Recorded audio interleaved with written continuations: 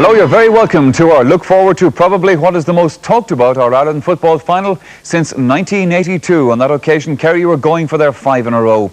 Well, of course, for Tyrone, this event is an entirely new experience. You can only go for your first All-Ireland final once, of course. And this is also their chance to confound the critics and give a lie to the acres and acres of newsprint that has been written and shading the odds in favour of the reigning champions. Kerry once again are going for a 3 in a row, of course, and they're well used to the fever pitch of All-Ireland final day. But how long can they go on? Remember, this team has been winning through to All-Ireland finals since 1975 when Mick O'Dwyer took over the team. And in that time, they've won an astounding 7 titles. Can they make it an 8th tomorrow? Well, that is the question that remains to be answered. And it's going to be hugely enjoyable finding out. And if you're not one of the lucky ones who's got a ticket for tomorrow's match, don't forget you can follow the big game here on RTE1 television. And we'll be going on the air at 12:45. But what about the teams themselves? Well, at the beginning of the championship, Tyrone were not exactly one of the teams shortlisted for championship honours. But then they won their way through to the Ulster final and took on a much-fancied Down. Put through nicely there by Sean McNally to Eugene McKenna. He'll try for a point if he has the space. He has. That looks a good one from Eugene McKenna. The team captain leads by example and shows the way. But it was flicked through beautifully by Sean McNally, the left half forward. A man who's already causing a lot of problems to Peter Walsh. Noel McGinn finding Kevin McCabe, a man who likes to go forward. Kevin McCabe should give it to Eugene McKenna. He does. Eugene McKenna may try to find Damien O'Hagan here. There's a point surely for Eugene McKenna. Very well blocked down by Ross Carr. Good vigilant defensive play by Carr. And suddenly Tyrone are being pushed back. They're not really going anywhere. But here's Damien O'Hagan. Can he turn his man? There's a point there surely. There is, and Damien O'Hagan has got it. Well, Tyrone will be very, very glad indeed of that point. But they had to work very, very hard for it. Closely marked there by Paddy Kennedy. In towards Eugene McKenna, but Paddy O'Rourke there, and Kennedy and O'Rourke. There had been some criticism really of the play of the middlemen in the down back line, but both of them are doing well so far. Plunkett Donaghy. Pat Donovan keeping his eye on this one, had it covered. He was confident. Tyrone for a second thought he fell back. He did actually. He fell back over the line. I can tell you that the green flag has gone up. Here it is, Plunkett Donaghy. Well, we may not be able to quite judge it from here, but we can see Pat Donovan's dilemma. He had to keep his eye on it. Did he fall back over? Yes, he did. He fell back over the line. The referee has agreed with the umpire. And with play resumed, John Lynch, I can tell you, off the ball is still receiving attention, but the referee had no option but to continue with the game. Down have brought on another substitute. Francis McKibben has come on for John Traynor, who's had a disappointing Ulster title. But here's one man who hasn't disappointed. Kevin McCabe. He'd love to score a point there. And he has. That's a wonderful point by Kevin McCabe. There's the mark of a very experienced player, Kevin McCabe. Mickey Lendon was calling for a pass. Greg Blaney to make a run. It's just not quite going right for Greg Blaney. He was robbed there brilliantly by Kevin McCabe. I must give that man credit for that piece of robbery. As the ball is pumped forward towards Damien O'Hagan. The fullback, I think, has it in control. Oh, no, he hasn't. Damien O'Hagan, it's a great point for Damien O'Hagan. So, Tyrone had done it and beaten Ulster favourites Down for a right to a place in the semi-final against Galway. With Meath and Kerry in the other half of the draw, the prospects of advancing all the way were daunting for Eugene McKenna's team. Nice catch by Eugene McKenna, such a skillful player, to Mickey McClure. Outside him he's got Damien O'Hagan. Can they open up this Galway defence? O'Hagan kicking, and O'Hagan has scored the first point. Yes, inch perfect, and there are 4 minutes gone. Eugene McKenna, his centre forward. Damien O'Hagan, who's having quite a tussle with Seamus McHugh. An inviting ball in. Sean McNally's got it. Here's McKenna. A point. So 2 points between them again. Noel McGinn. Kevin McCabe here on the solo run. Can he tie up the scores as they head for the half-time break? Damien O'Hagan. Plunkett Donaghy calling, wanting, kicking and scoring. They're level. The Tyrone supporters are delighted. Harry McClure, that's a good ball for Damien O'Hagan. A goal chance on here, surely. He's put it over the bar and the sides are level. You've got to credit the defenders. They got back quickly and made it awfully difficult. But the sides are level once more. Mickey McClure following up. The player who's in trouble down there was Tomas Tierney. Damien O'Hagan takes a ride, and the referee is giving a penalty, I think.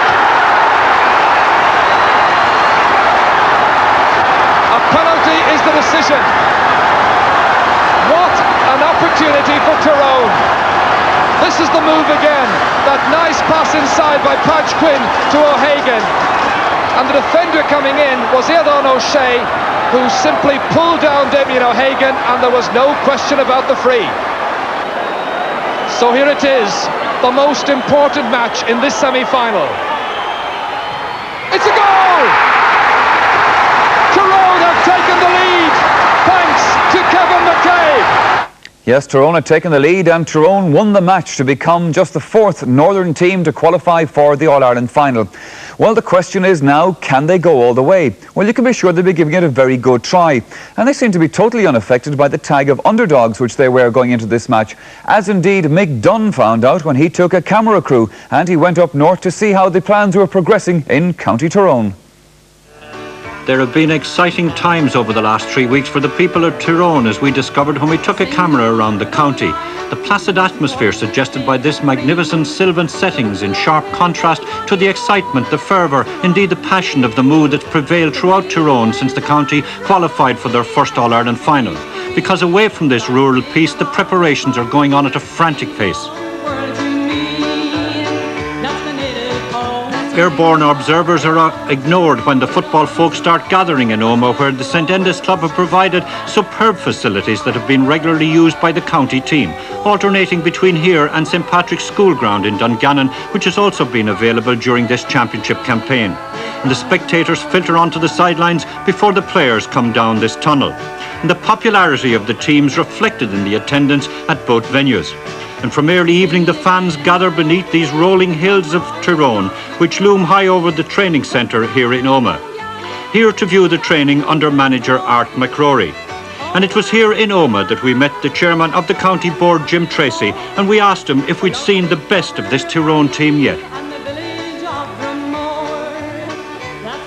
In a number of games this year we haven't really done ourselves justice. From the very word go, when we played here in Omagh on the 1st of June against Derry, we were labelled as underdogs. But I think that the underdog tag has suited the team very well. They've won through in every round, and I think without giving their very best, I hope maybe that they have a bit more to give in the final.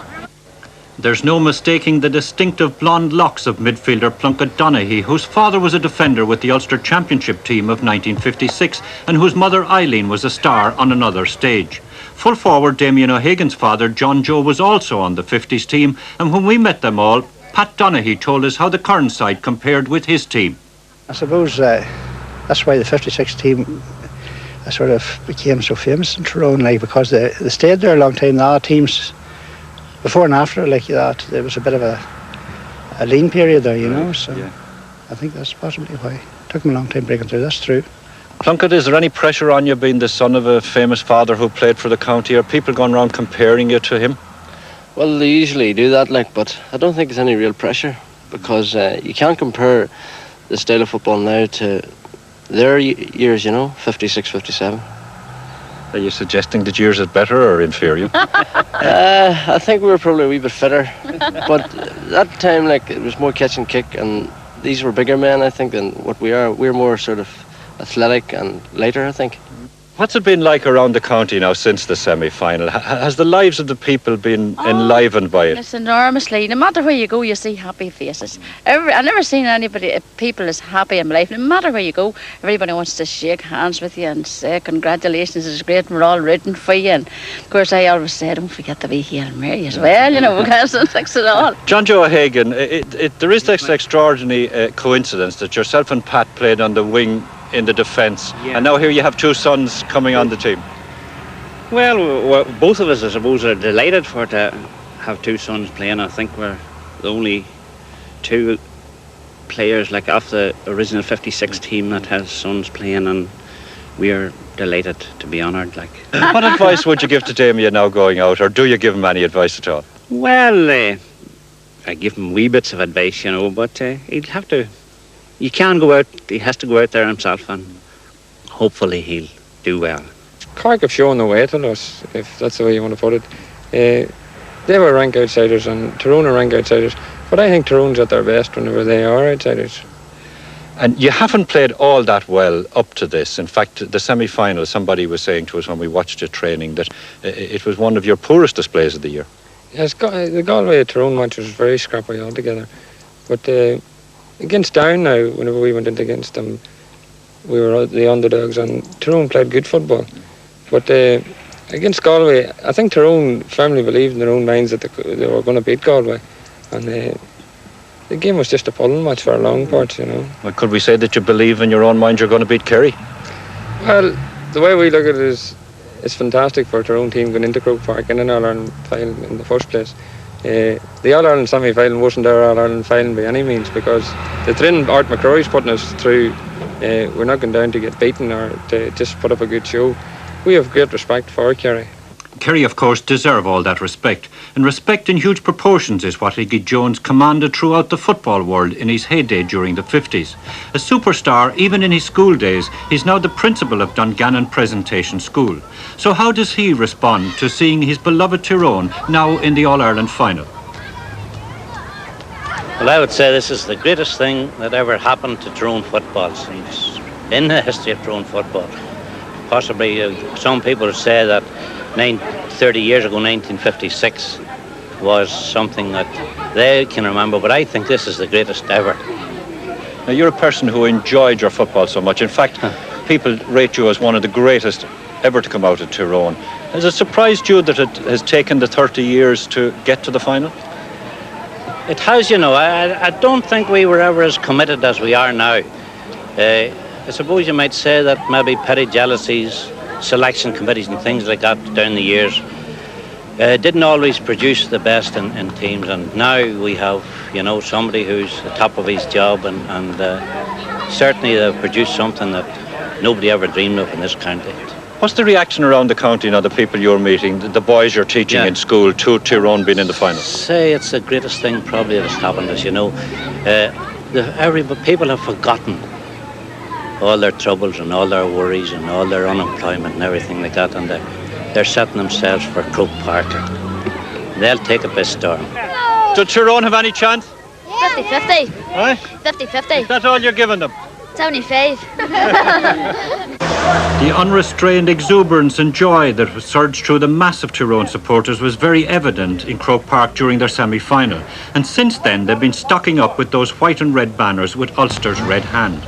And sports stores like this one in Dungannon have been doing a roaring trade, keeping them supplied for yet another trip to Dublin. And along Irish Street in Dungannon, the traders have done their share of decorating. And one of Tyrone's strongest supporters indeed promises that they'll celebrate on Monday, no matter what happens. He's the politician Austin Curry. Win, lose or draw, the team when they come back will have done us proud. We'll celebrate. And considering what happened last Sunday when all the pundits got it wrong as far as Galway and Cork are concerned, supposed to talk about that. Talk about it or not, we would expect to be the underdogs. That's the way we like it, and we look forward to confusing and confuting all of the pundits about. We're in McGrath's bar here in the middle of Dungannon, in Irish Street in fact, and that's in the height of the football fever at the moment. Does anybody give Kerry a chance at all? Brendan? We give them a 50-50 chance. Yeah. They're there by 4, and by heavens you can't look past them. What's what the Meath man says, the 15 forwards and 15 defenders. But so have we. And we have the team to do it. Do you think they're good?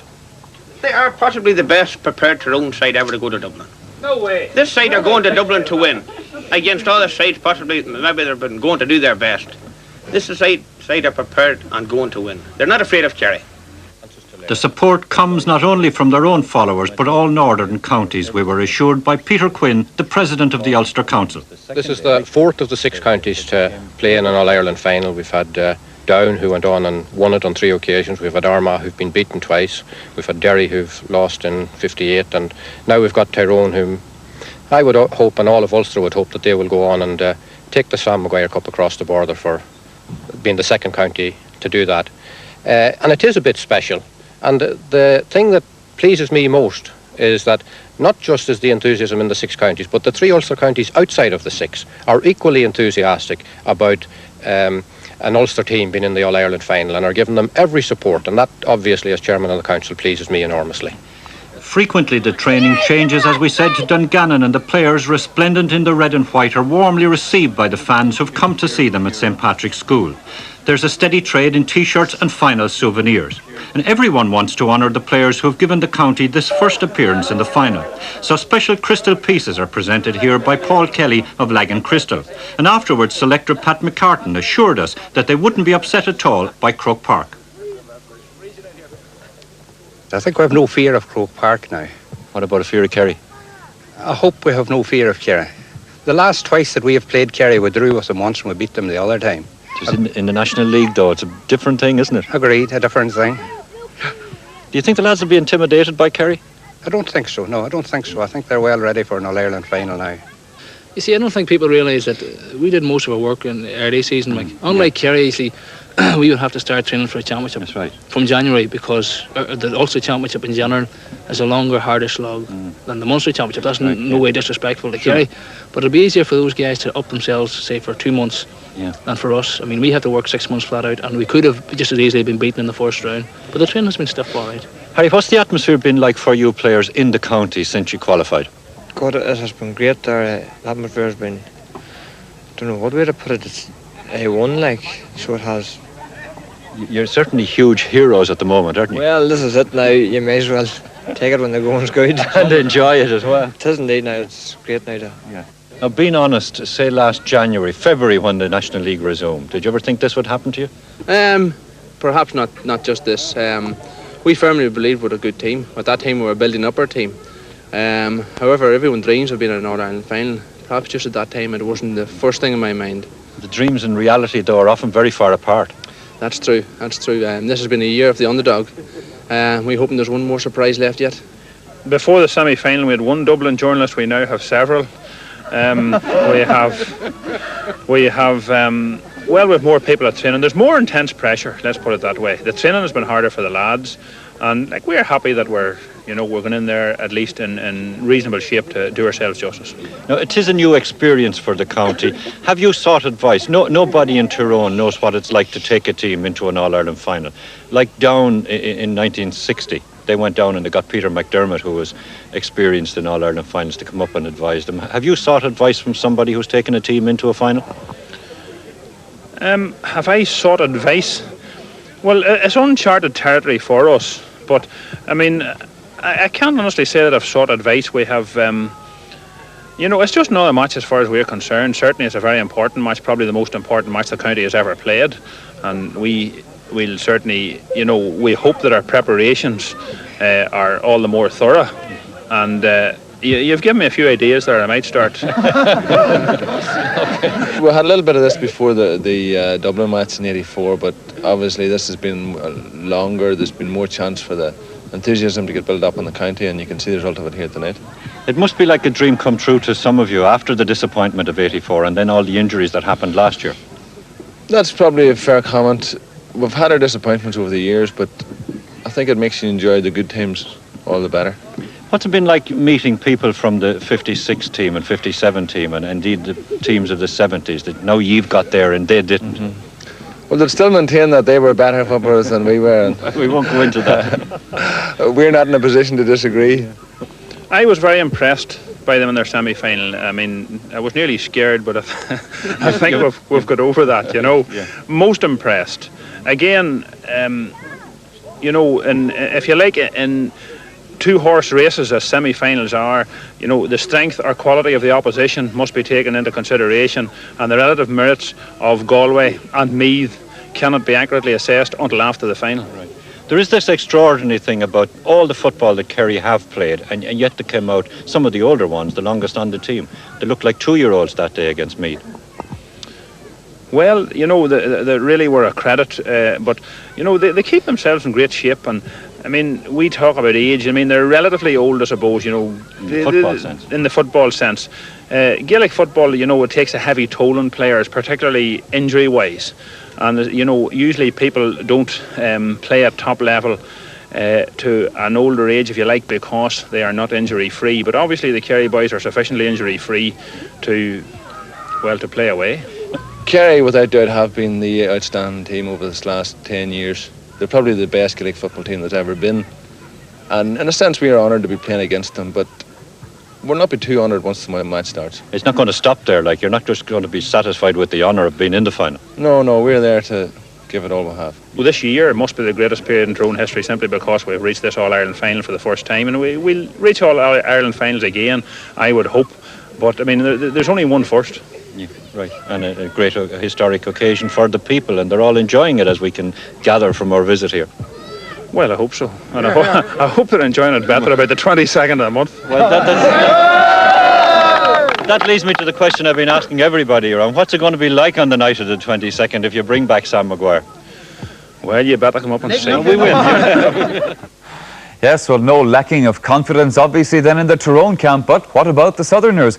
Well, we'll be having a look at Kerry right after this commercial break. Join us then.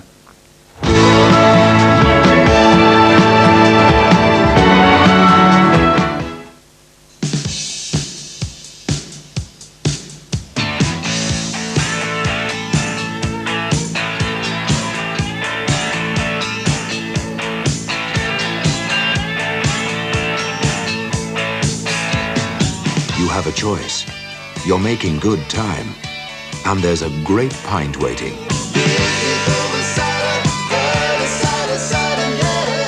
Bulmers, great decision.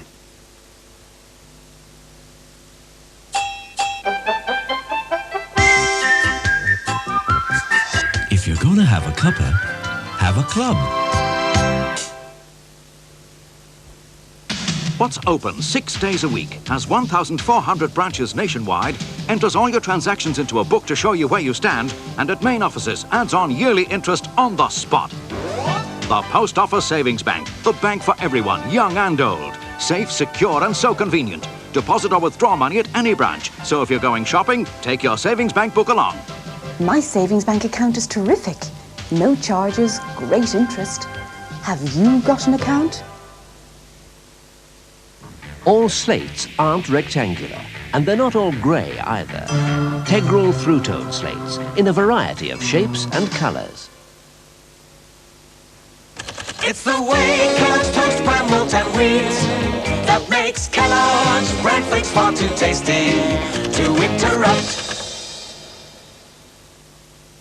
From now on, this is all you need. It's another link in the BankLink chain, multi-branch banking. It virtually eliminates paperwork. Present your card, key in your number, then in one simple secure transaction, you can withdraw cash, up to £300 in any one day, and make cash lodgements. It's cheaper than a cheque, faster than paper, and more convenient than you'd have thought possible. But best of all, multi-branch banking means you're a well-known customer, not just in your own branch, but in AIB branches all over the country, with a service and a welcome to match. Allied Irish Bank. Less paper, more bank. You can get 3 nights hotel accommodation for 2 free when you buy a TV licence. Details from your post office or phone Flexi Breaks at Dublin 491 378.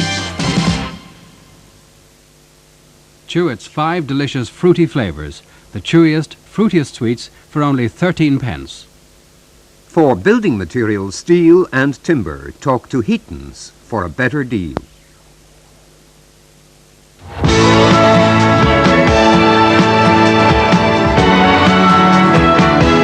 Hello, you're welcome back again. Well, now, just a word to those of you who wrote in looking for tickets for tonight's programme. Well, now, in fact, we don't have a live audience for this programme. It's slightly different to the hurling preview. So, in fact, there were no tickets issued. Nobody here, just myself tonight, I'm afraid. I hope you're enjoying it nonetheless.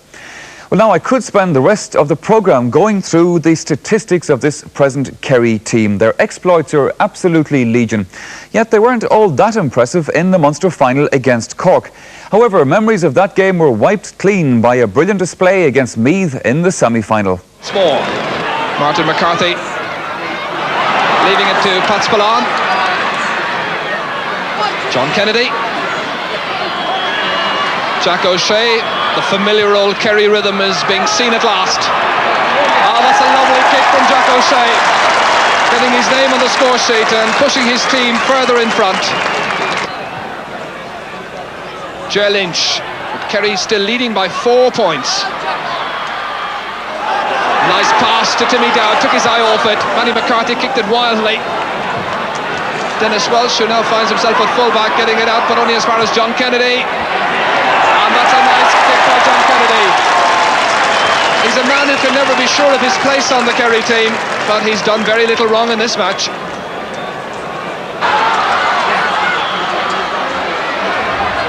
Owen Liston giving it back to Timmy Dowd. Kerry have every reason to feel very happy that John Kennedy kicked 4 good points in the first half. They have reason to feel very happy now because Mikey Sheehy has kicked his own third. Kerry's 11. It could be the most important score of the match with 6 minutes remaining.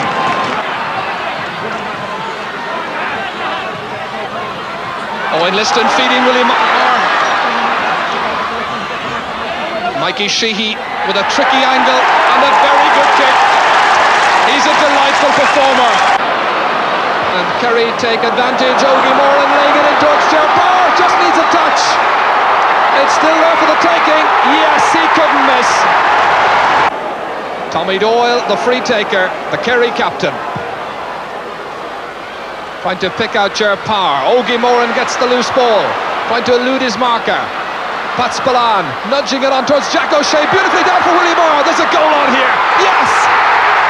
Brilliant score! So the Kerry machine was ticking over nicely in that All-Ireland semi-final, and that last goal there that we saw must surely rank as one of the great examples of teamwork working perfectly. Well, now the thing is, can Kerry do it again? Can Mick O'Dwyer and this year's captain Tommy Doyle coax yet another Sam Maguire winning performance from what is surely the greatest football team of all times? Well, Mick Dunn went down to see them training during the week on what has become for him now almost an annual pilgrimage. You know, there are times when you visit Kerry that you wonder what feature of the kingdom the county's most famous for. Is it the amazing, almost assembly-like and unceasing production of outstanding footballers throughout the past 90 years? Or can it be the breathtaking, almost awe-inspiring scenery like this which you experience as you drive along the rugged Atlantic coast? Perhaps it's the sea breezes and the clear air coming off the shore that contribute to the well-being of the kingdom's sporting sons. But whatever the cause, they've got an unequalled record, an enviable history in football, and their team is now chasing the county's 30th All-Ireland Championship. And 5 of the players here are in search of an 8th All-Ireland medal, which would complete a collection that's never been compiled before in football. And one of them is Pat Spillane. The first one gave me the best satisfaction. After that, really, it's accumulation, and it's not a great incentive. Can you think back now, though, to the time you were sitting on the sideline for an All-Ireland final? I mean, I know what pleasure you get out of playing, but... You do you know, I mean, the one All-Ireland final that I've had to sit and watch now was, the last one was 82, the one Dublin beat Galway, and the other one was in 77 when Dublin beat Armagh. And you know, it's only when you're out of the scene for a year that you realise how good it is to be involved, you know. I certainly know some of the players. I know Eugene McKenna very well. I played in 2 Sigersons against him, and he's a superb player, you know.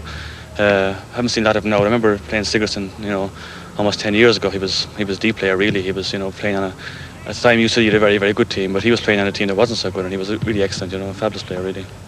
I don't think records mean anything. Well, they don't mean anything to me, but you still think about it. You're reminded about it that this is the 8th, but basically just another All-Ireland for me, and I'm going to treat it. They're naturally going to be coming out as their first All-Ireland, like, to be the same as us in 75, like, you know. We were playing, I suppose, kind of a fairly, we'll say, old Dublin team, and we were all young fellas, like, they're on the same boat now, like, you know, so we have to watch out. Looking forward to it now as much as any other final. I mean, it's you know, they talk about the medals, okay, and about records and this and that, but it's really like the build up to the final and actually playing in it and the atmosphere, and it's something fantastic, really. You never get enough of that. Never get enough. The more the merrier now. So what a horde of medals they've got. But for Tommy Doyle, the captain, the outlook early in the year wasn't rosy at all because of injury. So how does he and the others do it? Oh, it is, Mick. We've been lucky enough that in the last 10 or 11 years that I've been playing with the team, we've put in good performances there, you know. I don't know, I think it's just that when we get through Munster, we really put the hard work in, you know, and Mick gets the team up to a good level of fitness for Croke Park. We enjoy playing there. And as I said, it's been a happy hunting ground for us in recent finals anyhow. Well, now because it's Tyrone, you're going to be roaring favourites. Do you think is there any danger around the county of overconfidence throughout the country, in fact? Well, I suppose it's obvious really that everyone around the county would have to be saying we're going to win it handy, but I can assure you the team and myself and Mick don't see it that way, you know. Tyrone, I mean, they've come through a hard division in Ulster. They've qualified for the final, so any team in the final, there's only 2 teams left, you know. So they're going to be all the more determined. Oh, they are, of course, yeah, but we'll be determined enough too. They've been training just as hard here in Tralee, and that's where we met the county chairman, Frank King. And he told us how he felt about Tyrone being in this final. Well, I think it's a great thing to see a team from the north in the final against Kerry. And down through the years, all the northern teams have, when they do come to Croke Park, they bring great colour and everything else to it. And earlier this year, we were up in Tyrone one night when there was a benefit dance for Frank McGuigan, and we were very well received up there, and we made a lot of friends there on the same night. And you didn't win the match the next day, though? No, Mick, we did not. We didn't win the match the next day. You're not going to hand them the Sam Maguire, are you? Well, no. The thing about it, we have the greatest respect for Tyrone, because, as I said to somebody recently, if Down were in the All-Ireland final, well, a lot of people would be looking upon Down as putting it up to Kerry in an All-Ireland. And Tyrone came through the Ulster Championship by merit, and they beat Down, which was a surprise to everybody. So we have the highest regard for Tyrone going into this All-Ireland final. They have a different brand of football altogether. Who has? Kerry. From whose? From Tyrone. Do you think it's better? Oh, well, better. Can't you see the hand passing that thing Kerry on with? But what about them getting old? Sure, it is better they're getting. You think they're not getting a bit long in the tooth? Well, against Meath, they didn't appear to be. What about the Munster final? Well, he took a chance in that, there's no doubt about that. They weren't half fit. Bit of a con man, O'Dwyer, in that way, isn't he? Shrewd man. In an All-Ireland final, you don't know, really, like, you know. I mean, Tyrone have nothing to lose, really. That's right. And hopefully we will win, you know. But that's all I can say. The boys are fit and everything going. I think they'll be in the right frame of mind, hopefully. That will be the most important thing. I think we'll have 15 fit footballers going out there on Sunday, and I think everything going right. We should win. I think they're fitter now than I've ever seen them fitter, in actual fact. Even after all this football? Even after all this football. I think age is breeding more fitness in them, in fact, because they take more care of themselves and they know when they're injured not to play, and they do what they're told, in actual fact. And I think it has proved a fact that they are fitter now than they were 3 years ago. They have some very useful players. You've got Lynch, the cornerback, was very impressive in the semi-final. The right half-back, McCabe, he tends to come forward a lot. I think he will have to be, not let come too far forward. And the midfielders, the two of them are two big men, two useful players. And up front, you've got the centre forward, McKenna and O'Hagan. They're pretty good footballers as well. They won't be caught on the hop against Tyrone because they have been through it all. Unlike Galway in the hurling last Sunday, they have been through it all before. They're used to winning. They know what it takes. And they have the experience and they have the craft and the skill and they have the ability, and I think they believe in themselves, and they won't be caught. They won't be caught as overconfident as our supporters are. You know, Michael, I mean, Tyrone are a good team. No bad teams reach All-Ireland finals. Are you as happy with this team, the way they're playing, going into this All-Ireland, as you were, say, with any of the teams you've been associated with in recent years? That's right. I've been with the present team, I suppose, 10 years, and it's amazing how they can keep that commitment and that dedication. It's honestly, it's fantastic. What is it? What's the secret? I don't know. I wish I knew it. Well, it develops expertise. And of course, they have the one thing that's vital in my book to win anything, that's the will to win. Yeah. Here in this southwestern tip of the country lies the town of Waterville, surrounded by the rugged majesty of Kerry's scenic heartland. But of course, in modern times, the area is better known for having produced the county's most famous latter-day folk hero, the man who's been responsible for the phenomenal football success of recent years. That's Mick O'Dwyer, the one-time sturdy defender, superb forward and devastating free taker. and who's been the county's team manager for the last 11 years. Mick, we've done a lot of interviews over the last 11 years, so let's go back to the start when you got the invitation to take over as team manager. Can you remember who came to you, who put it up to you?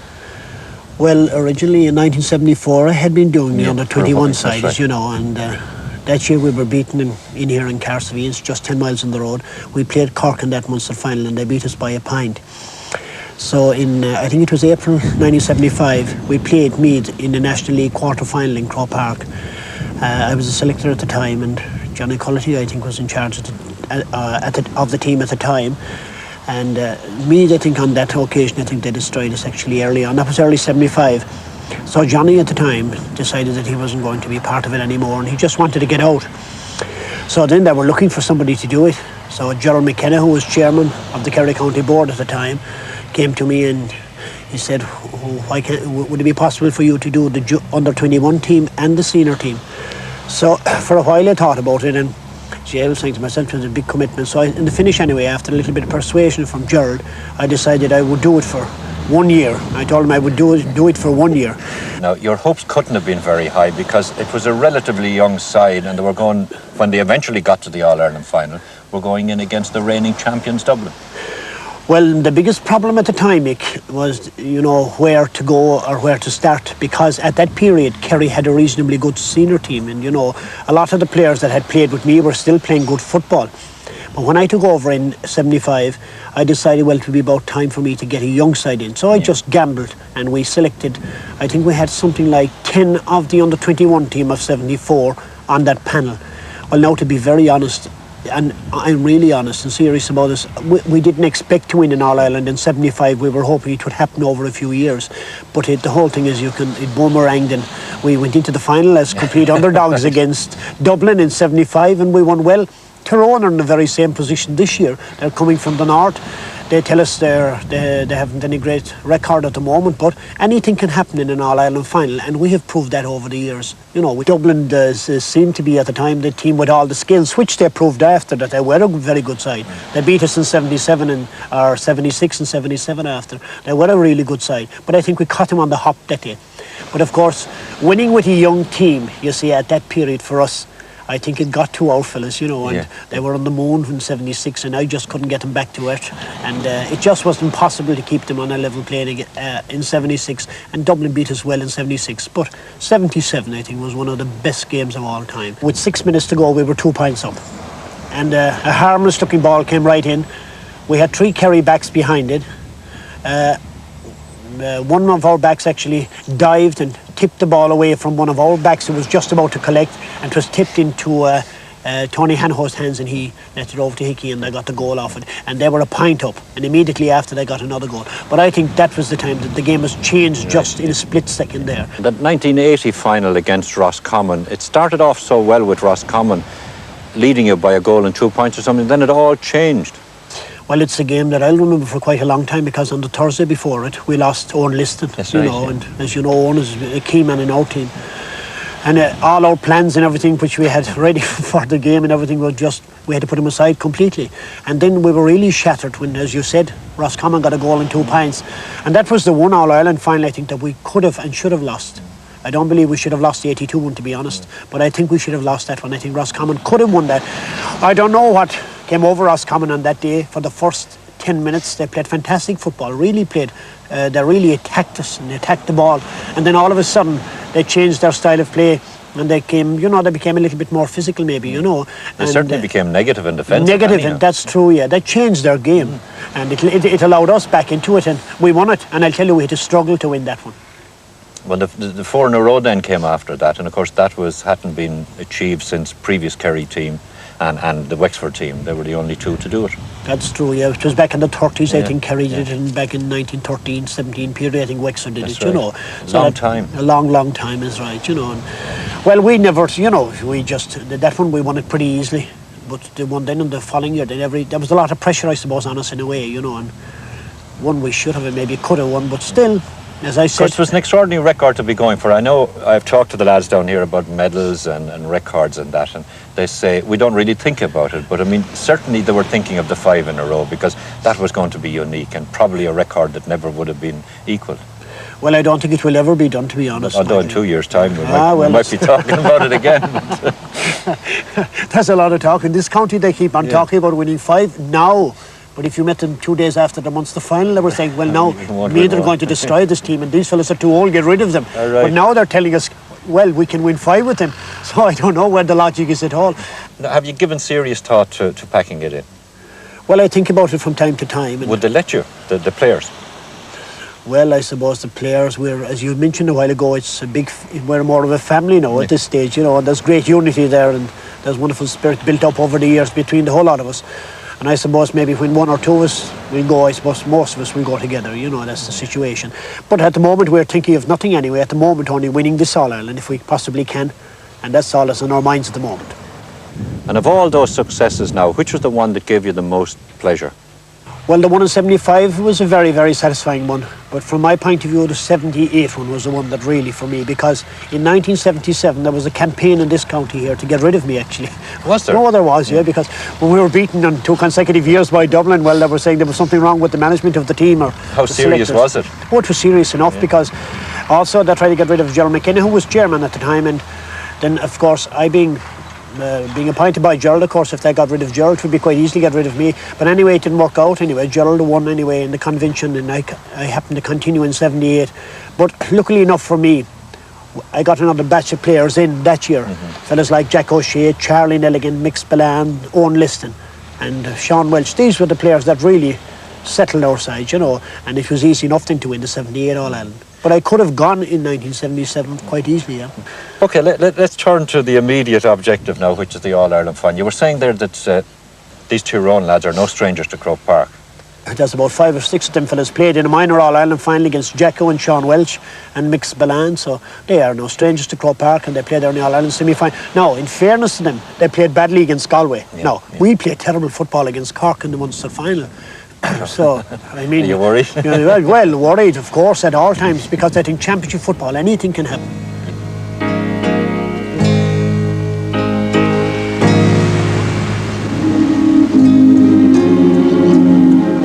And so as O'Dwyer contemplates the beauties of the wide Atlantic across from his home in Waterville, is he heading for yet another All-Ireland title in his extraordinary career of illustrious service to Kerry.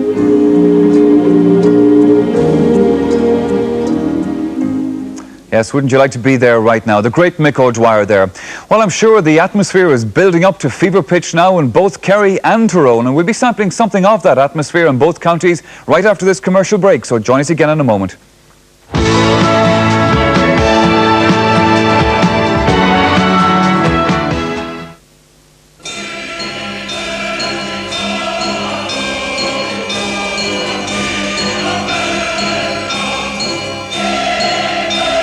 New from Ford.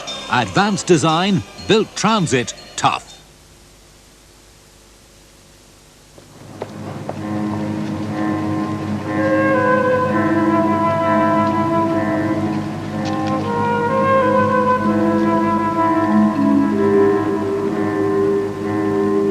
Some youngsters don't need a drug pusher in order to experiment with drugs.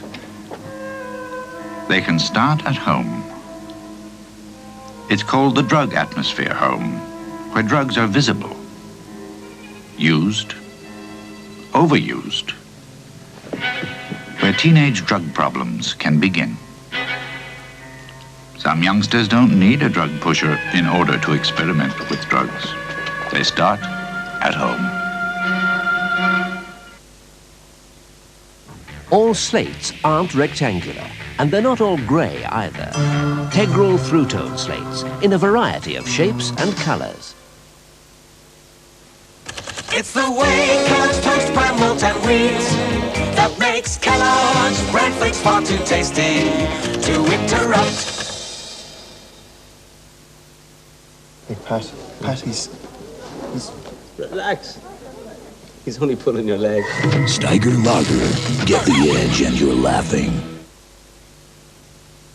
The next time you have money to invest, think beyond the obvious. Think ACC. ACC isn't just for farmers. It's for anyone who wants more interest than they'd get from the bank, and anyone who wants the security of a state guarantee. ACC. Less obvious, more interest. Climb in a beat, put up your feet, enjoying our quick lunch. Home from school, make it a rule, serving our quick lunch. New recipe Knorr Quick Lunch. Simply add boiling water for a hot, tasty snack in just 5 minutes. Spaghetti bolognese, curry, exotic Hawaiian, and more. That's Knorr Quick Lunch. The time is right, feel like a bite, picking our quick lunch. Knorr Quick Lunch.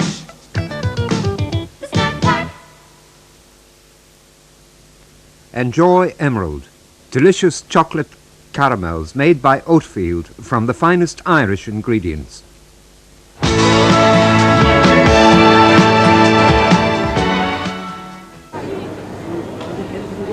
So here we are at the Tralee railway station, and it's time for the Kerry team to board their train. Shawnee, you looking forward to the match?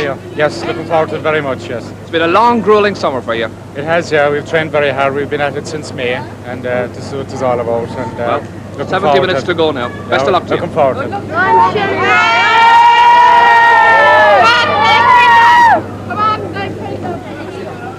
Mikey, what's this story about your sister being married to Art McRory's brother? This is terrible. Oh, it is bad. We have to put up with it, so anyway, tomorrow evening anyway. I know Art well, so it's all been good spirit up to now, you know. Divided loyalty. Divided loyalty, yeah. The best of luck to you. Okay, thanks, Joe. How are you feeling just now, Tommy? Feeling good, John. Feeling good. I think with the support there, now we have to win it. On a bigger question, when is the baby due? Maybe the weekend now. Best of luck to you. Thanks. Owen, we'll just stop you for 2 seconds. First of all, the big question, how's the leg? It's good, very good, really, yeah. You had a little test with it this morning. I had, yeah, very pleased with it, so. But you haven't quite stretched yourself to the full extent yet, I think, have you? What percentage fit are you? Are you 50, 100%? 100%, yeah. Looking forward to it, obviously. Well, hoping for the best anyway. Best of luck to you. Thank you. But 4 hours ahead of you now. What's the usual plan? Do you play cards? Do you talk? What do you do? Yeah, I usually lose a lot of money up in the train, you know. The bomber is the best at the poker, but I always come out worse. Well, the best of luck to you tomorrow anyway. Thanks, Joe. So there they go, and whether they play cards on the way, whether they just relax, sit, they'll have plenty to talk about. And of course, they carry with them the best wishes of everyone in the kingdom as they bid for All-Ireland title number 30.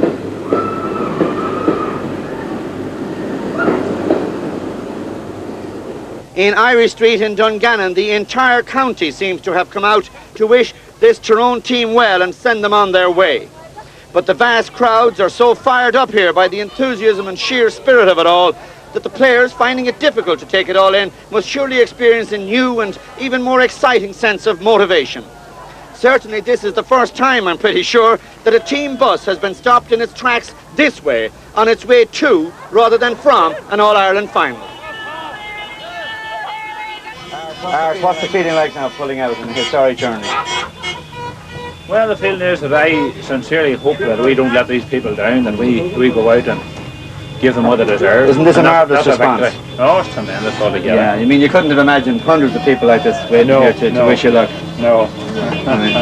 This must get you in a really nice kind of way, does it? Really? It does, especially like whenever Lynch is standing behind me.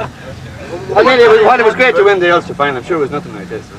No, the atmosphere's been brilliant this time. Like, you know, everybody thinks we're in a really good chance this time. Compared to '84, like, you know, whenever we won, people weren't really expecting us to win, but they are expecting us to win this time. Were you able to get away from all the fuss about the tickets and that and concentrate on the game? It was hard because there's a lot of people calling up and trying to get tickets or one thing. You'd prefer if they didn't, but I suppose human nature being what it is. Well, this is it. Like, you know, any tickets you get, your family and all has to come first that way. Like. Well, in the Ulster final, John Lynch, you brought off a great catch. I was doing commentary on the match and I said it was Plunkett Donaghy. As usual. Could I be forgiven for making that kind of mistake? I got B&A awards and all, you know, and it's not about me giving the credit. Like. That's all right. I mean, on the field you really look like each other. Also, you play fairly well too and everything, and you sit beside each other on the bus. Any reason for this? He kept us me. That's all right. You know, you can always tell the difference between Plunkett and John. If he's inferior, Plunkett's the one who doesn't get drama inferior. That's all right. Mind you, I got mixed up with Sean McNally a bit as well. I mean, you've got 3 blondes on this team. That is Plunkett Donaghy, These Tyrone footballers are all celebrities now, but a real celebrity is Philomena Begley. What's going to happen in Croke Park? Tyrone's going to win. Yeah, and if they do, will you write a song about them? Well, I'll write a song, I'll do it. You wouldn't have you made to see me for a week. Right, yeah. Are you keen on the game yourself, Phil? I am going to the game. Actually, I'm going up this evening. And all your fans around the country, I'll bet they're all saying to you in recent weeks, what about Tyrone? Oh, they are indeed, but a lot of them remain from different parts of the country. But nevertheless, I think Tyrone's going to win. Yeah, but I bet all around the country, Phil, everybody wants Tyrone to win, except in Kerry. They do. I think there's about 31 counties anyway. Fine, great stuff. Brian, quick. Brian, what's going to happen? Tyrone to win by a margin of 3 points. 3 points. One wouldn't be enough for you, no. No, I think You 3 want points three. is. We need 3 points to make it. Fine. Very convincing. Fine. Well, another celebrity with us is Patsy McGuigan, and Patsy's a celebrity because anybody who's related to Frank McGuigan has to be a celebrity. Frank is your first cousin, Patsy. I believe you spoke to him at 7 o'clock this morning. 6:15 to be precise. Well, he must have been fast asleep, was he? I seen Wigan about. Yeah. And was he able to come to the phone and everything and talk to you? One eye open, he talked away on it. Go away, go away. He just said we're going to win. Ger Canning and Jim Carney reporting there. And that, I'm afraid, is where we have to leave it for now. The teams are safely in their hotels.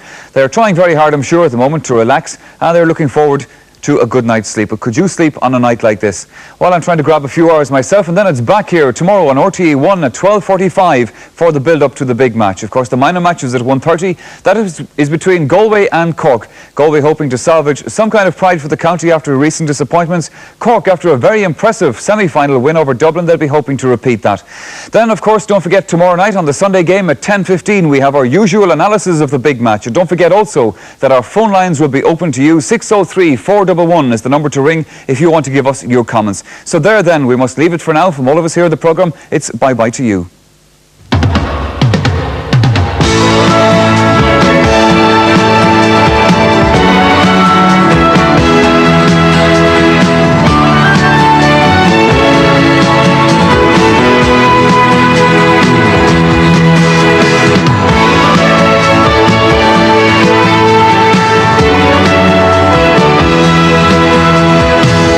Perhaps at this moment, be sure of it. Yeah. All right, best of luck to you.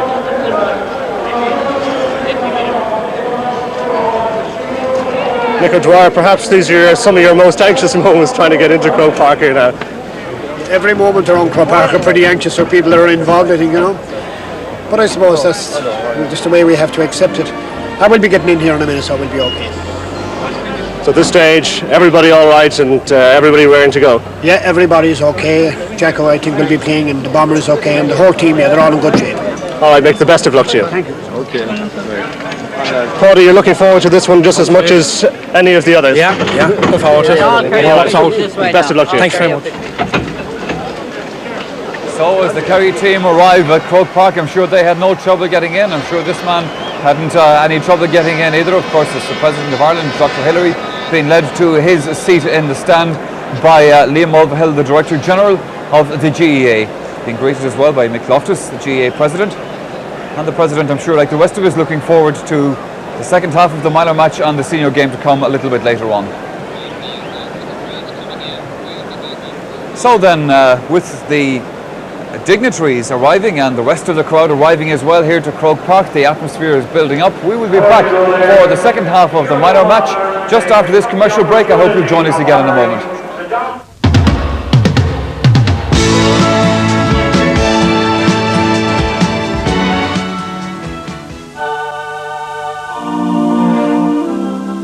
When it comes to choosing a family car with exciting technological features,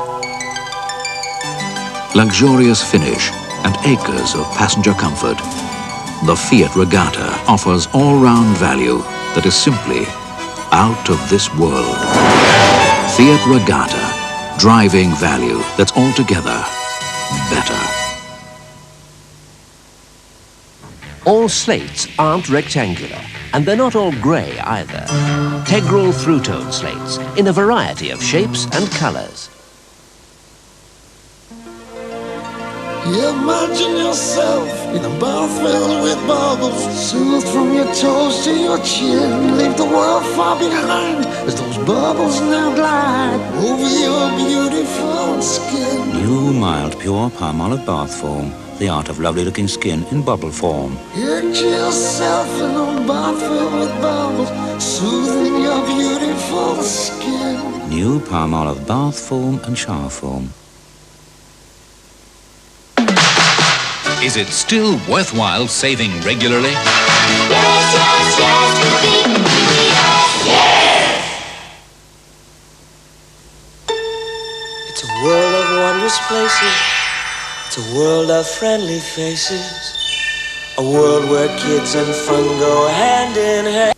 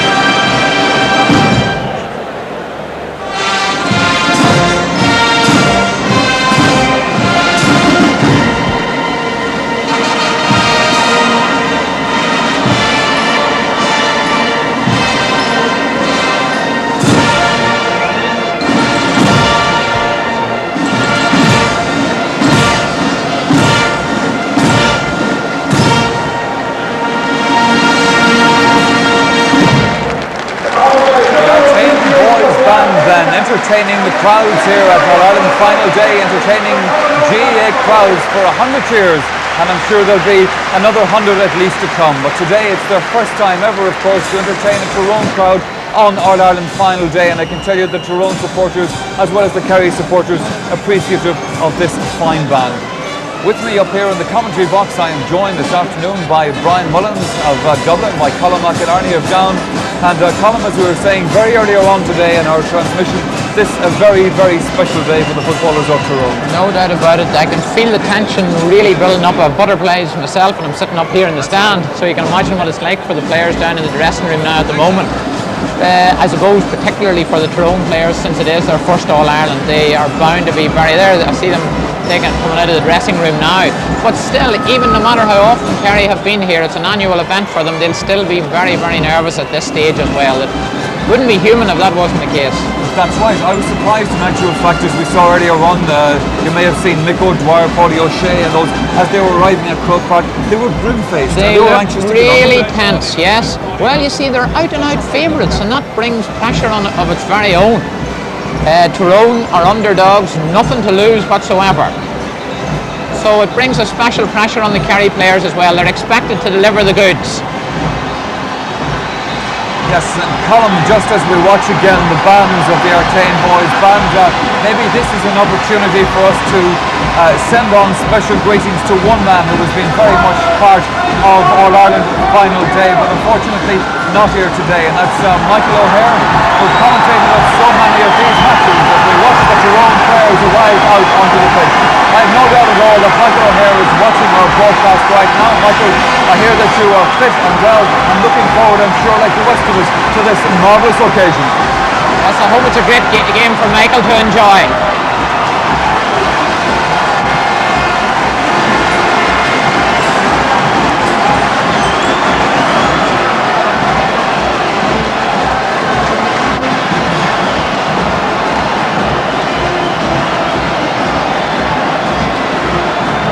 So then the Tyrone players, Brian Mullins, out very early onto the pitch because there's still well over a quarter of an hour to go before the throw-in. They're anxious to get on with it, and they've also come down to the Hill 16 side of the ground, as Dublin would traditionally do indeed on our Ireland final day. As Colin's thoughts are there, my thoughts are very much with the players as well, because at this stage of the proceedings, the players are what everybody else is not thinking of. They're in there in the dressing room, they're very nervous, and officials are telling you can go out, you can't go out, they're locking gates, they won't let you out before a certain minute, and it's ridiculous. And the Tyrone players have come out now probably because they're being forced. Here's a very good example of what you're talking about, They've been Brian. forced out of the dressing room. I just say there's 20 minutes ago, I remember one year we were criticised for wearing our tracksuits in the parade around the ground, but we were freezing on the pitch. We had to wear the tracksuits, and there's a lot of hullabaloo. The players, in my mind, at this stage, from my experience over the last 3 years, are always secondary. They have to follow a plan that's, time to schedule and all this kind of thing. But gladly Tyrone seem to have settled. They're out to warm up. But whether 20 minutes is going to be too long or 15 minutes or whatever, there's a parade, there's a national anthem to go through and everything like that. But I know a lot of them would prefer to be out in the field than sitting in the dressing room just getting more nervous. Well, I suppose there'll always, Brian, be that conflict there. The officials have their protocol to follow. They have their timetable to follow. The players, as you said, just want to get out there and get out onto the pitch. As Jack Mahan leaving what presumably is the Galway minor dressing room there, we watched down the tunnel. They're trying to get Kerry out onto the field now at the moment. And here comes Kerry.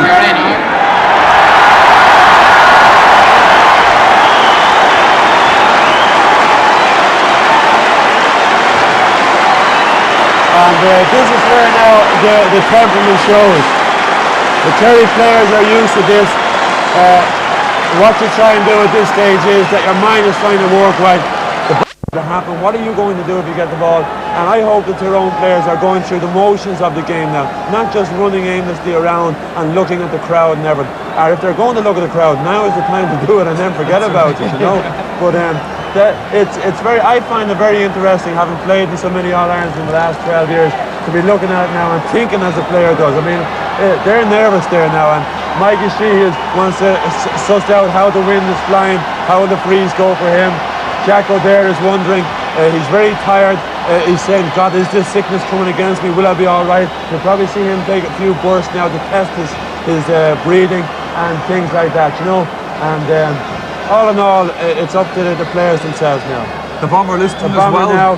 Well, the bomber I always felt was a fairly cool character in the sense that he seems to be able to zone in on exactly what he has to do, and he's always very quick to get into a game and to steady himself on the ball. You never see him doing anything foolish early on, or even if things don't go wrong for him, you never see him losing their head and not continuing with his normal game.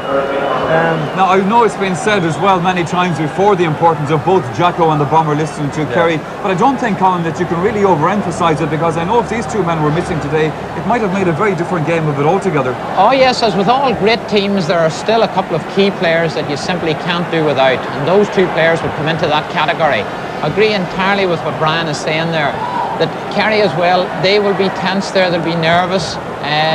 Owen Liston will be worried about his hamstring injury.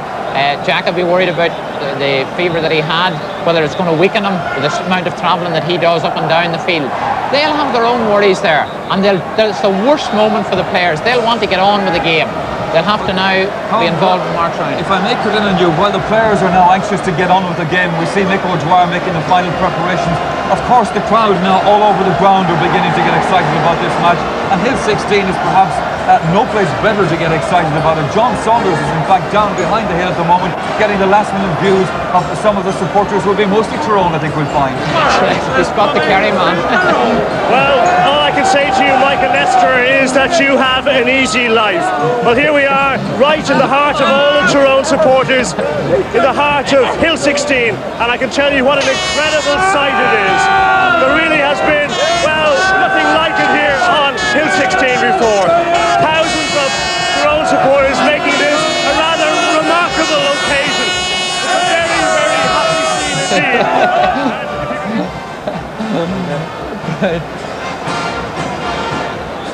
Yes, indeed. John Saunders, I think, sampling, if sampling is the word, some of the atmosphere down in Hill 16. Any second at all now, I think we're due to see John coming out over the fence here. here. John, in fact, I think his mother is from the north, so he'll have a very special interest in today's game. Brian Mullins, just one other thing, if I may ask you this point. At the beginning of the match, when the draws or the toss has been made for ends and the players go and they take their positions, those last second handshakes and that between the players, is it just a formality? Do you ever get a chance? We'd say now you knew the Kerry players very well. Is there a word passed? I think there's a real sincere meaning of best wishes, here we go. All the talk is over, we're into the cauldron now, let's see who's the best man. There's always a very sincere best wishes between people, and the handshakes are very sincere and well-meaning. And you know, this is the worst part for the players now. The national anthem, like, you've gone to the bathroom a few times to dress in, and you think you've got rid of everything, but you feel like you want to go again, you know? And things like that, no matter how long you've been there. And well, indeed, as well as that, I remember Enda Colleran saying to me, I think it was last year, he always used to feel tired before the final, so maybe some of the players are feeling tired out there. However, that is something we don't know from up here, but Gerard Canning is standing by now, our match commentator. So let's go over to Gerard Canning for commentary on the 1986 All-Ireland football final, Kerry versus Tyrone. So here we stand on the threshold of history as Tyrone prepare for their first taste of All-Ireland Senior Football Day. What a tremendous splash of colour on Hill 16. The Tyrone supporters making their presence felt, perhaps already ahead on points, as it were. Let's take a check then on the two teams, starting with Kerry. There's champions Kerry retaining Willie Maher in attack, the scorer of the goal, and the point when he came on as a sub against Meath in the semi-final. He's listed at right half forward today. Significantly, he's the only one on the team without an All-Ireland medal on a day when the famous five, Paddy, Ogie, Mikey, Ger and Pat bid for a record 8th medal. The big news, of course, is that Owen Liston plays in spite of a restraining hamstring injury, while virus victim Jack O'Shea lines out, though still struggling, it must be said, to be fully fit. And just beneath that splash of colour on Hill 16, this is how Tyrone line out the history.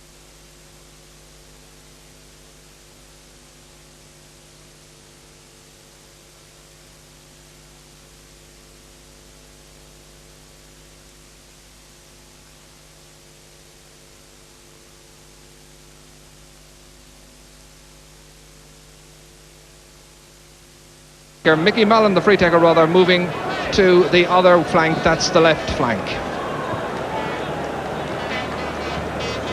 So the anxious moments, just about 8 minutes to go to the throw-in, the parade still to come, and a great deal of tension down there, even among the most senior players. Jimmy Denigan, the referee, he's from Fermoy in County Cork. It's his biggest assignment since handling the semi-final between Dublin and Roscommon 7 years ago.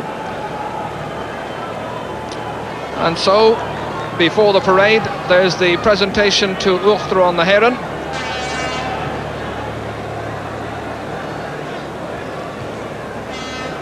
The day is quite chilly, a little cold, quite breezy, as you'll gather from the flags as well. But everything in readiness. One of the showpiece occasions of Irish sport. Kerry, of course, who've won 7 of the last 11 championships, and indeed were quite unlucky in at least 2 of the other 4, regarded by followers everywhere, I suppose, as the greatest team ever in the story of Gaelic football. And it's they who are introduced first to the president, Tommy Doyle, the team captain. Tommy, who was born in Chicago, spent the first 8 years of his life there indeed, and today his big honour, introducing his colleagues to the president. Tommy might have another thing on his mind as well, of course, because his good wife is in hospital in Tralee, expecting their first child.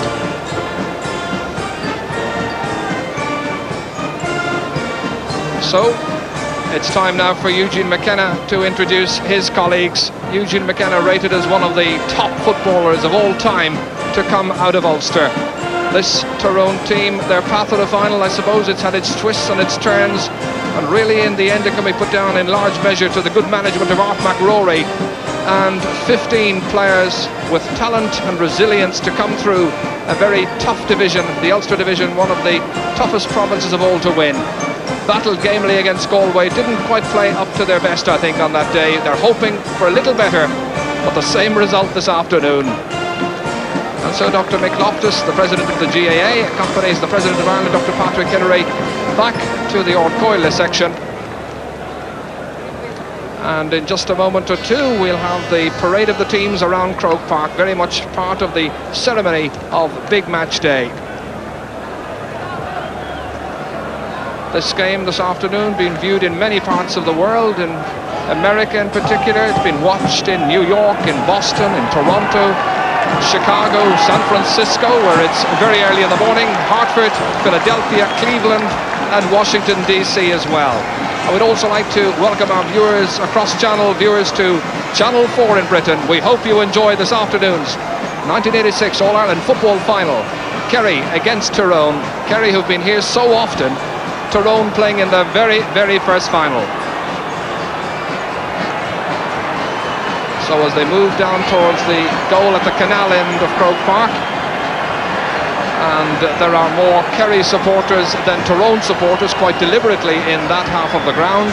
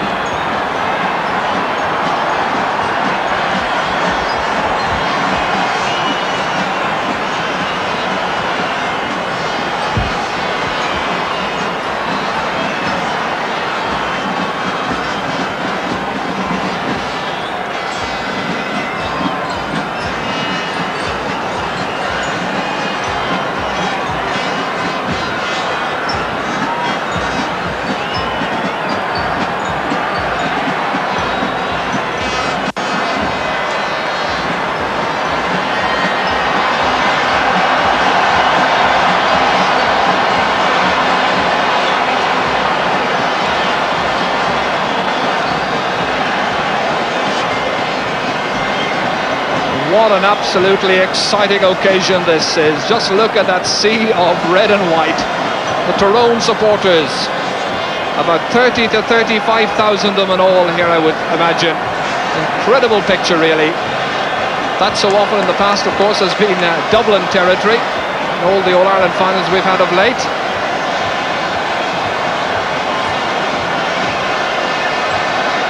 So can they make history on their debut in the final? Up against the most experienced team in Gaelic football. Kerry today playing their 46th All-Ireland final, looking for their 30th title.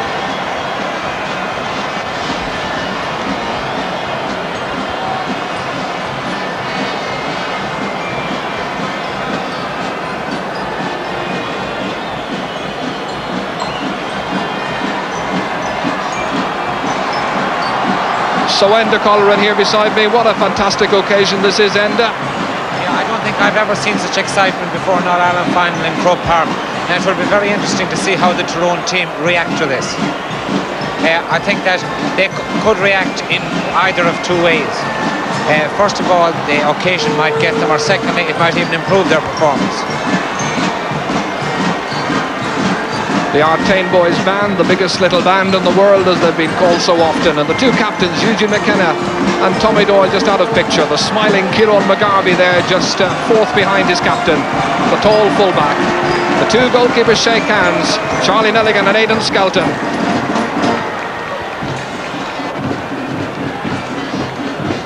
And it seems that Tyrone will play with the breeze in the first half. They'll play in towards Hill 16. The defence, having had a quick word together, get back into their positions. Kevin McCabe there, number 5, the man who scored that all-important penalty against Galway that secured Tyrone's passage to this final. Harry McClure, the number 9.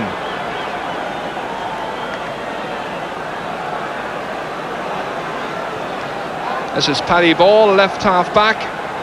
his first time to start a championship match this season. The midfield players Jack O'Shea and Plunkett Donaghy agus Anish Shahgrave out on the Vian.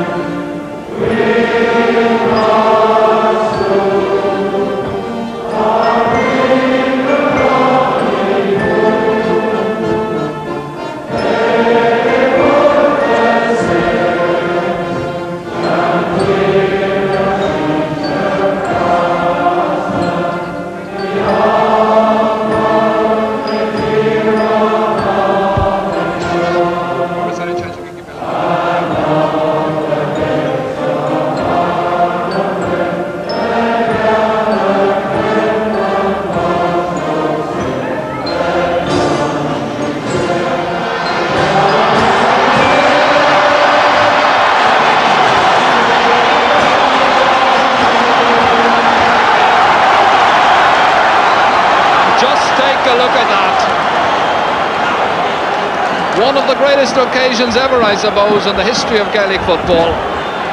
So the scene is firmly set. A very experienced Kerry team and the inexperience of Tyrone on the big occasion. Tyrone will play with the breeze in the first half. The referee, Jimmy Denigan from Cork.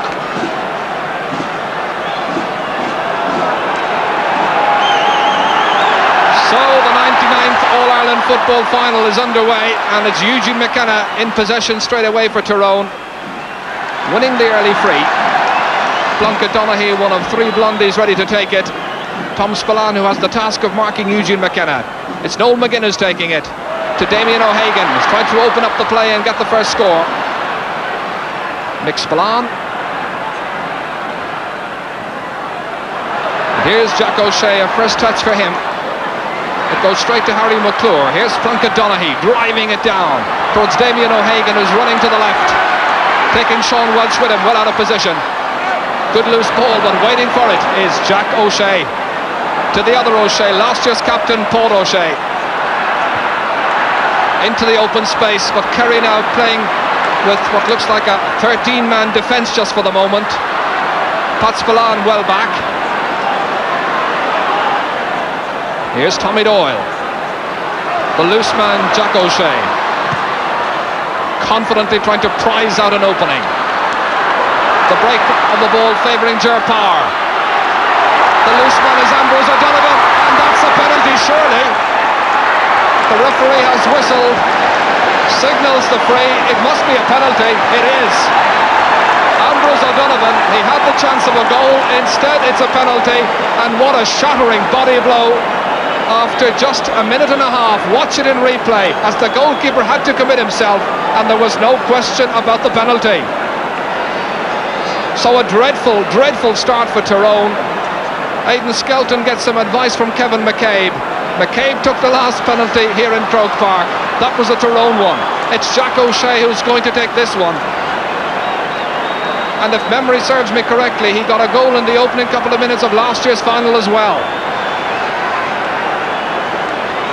Only 2 minutes of the game gone.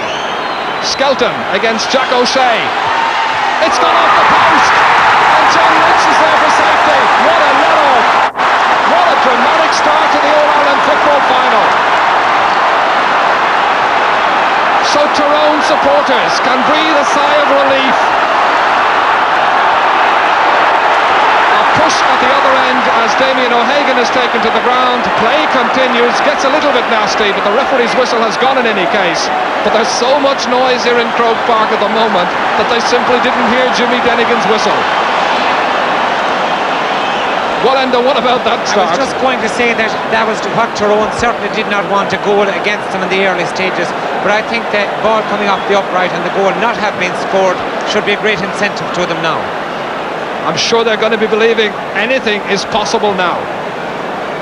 Mickey Mallon, 20 years of age, younger brother of Joe Mallon, to take the free. Breeze behind him.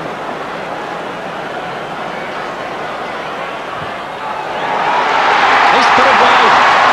So there's still no score. And and that was a gilt-edged opportunity, and it'll do very little for his confidence.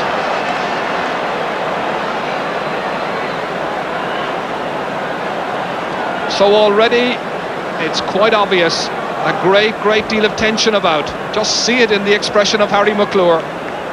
Mistakes been made early on, but no score, and 3.5 minutes gone. Harry McClure racing with determination, taken down by Ambrose O'Donovan. Ambrose, who captained Kerry in centenary year to victory. So once again the left boot of Noel McGinn to take this free. Driving it in deep towards Damien O'Hagan. This time it's Paudie O'Shea who beats Podge Quinn.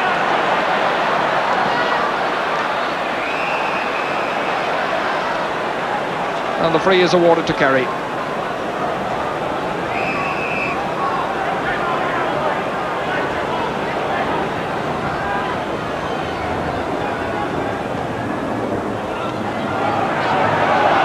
Ambrose O'Donovan outnumbered and outjumped. Harry McClure firing it down deep towards his brother Mickey. This is the other, Mickey Mallon. Podge Quinn, the publican from Ballygawley.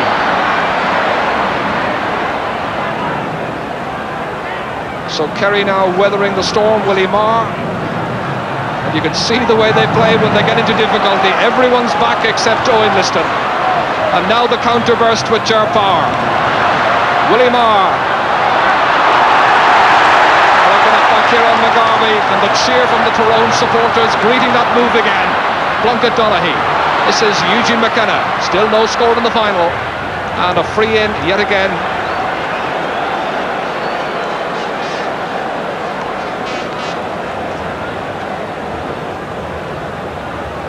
So this one about 40 metres out, quite near the sideline as you see. And once again it's the free taker Mickey Mallon.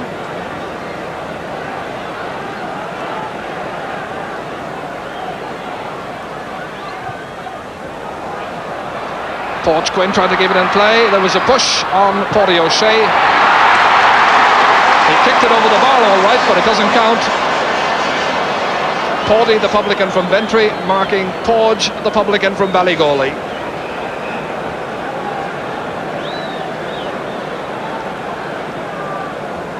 And we note that Tyrone have made a change already. Damien O'Hagan has moved out centre forward. Eugene McKenna is gone in full forward. Sean McNally trying to win that from Tommy Doyle, but there was a push, free to Kerry.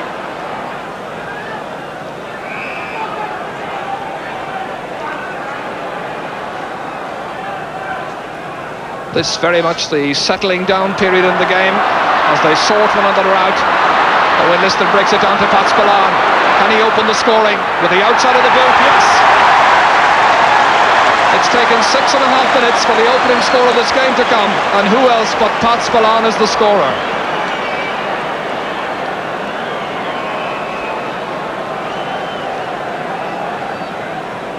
So having had a let-off from a penalty after just 2 minutes, Kerry finally break the deadlock. Ambrose O'Donovan fisting that one down, intended for Ger Power. Ogie Moran adding to it. Once again it's Pat O'Shea beginning now to open up the play on that far side. Pat Spillane. Ambrose O'Donovan unable to latch onto it, and it's Harry McClure back there helping his defence. Just noticing there, Pat Spillane has been given a lot of latitude by Kevin McCabe. He's not marking him closely, and he's on to the end of all those balls that are knocked down. Also Owen Liston, even though he's not at full fitness obviously enough, but he's breaking the ball down to the forward. Jack O'Shea obviously weakened by illness over the past couple of days, taking that free to Owen Liston. This is dangerous. Here's Pat Spillane. He's satisfied with the point. So that's 2 points for Kerry, both from the boot of Pat Spillane. And that was very, very nearly another goal, well, the opening goal. Let's take a look at it again. Owen Liston involved from that sideline ball by Jack O'Shea. And just look at his options. He chose the right one. Pat Spillane was content to put it over.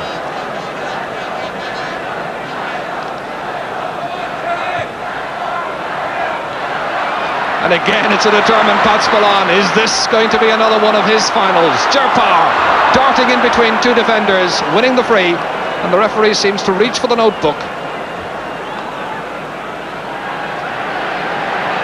That's Kieran McGarvey, and despite the protestations, I think the referee is ready to write Kieran's name into the book. So the first player is booked after 8.5 minutes. This is the incident. Just notice the pace of Ger Parr. 34, is the oldest man on the field. He got in between the two defenders. If anything, I think it was Joe Mallon who caught Kieran McGarvey.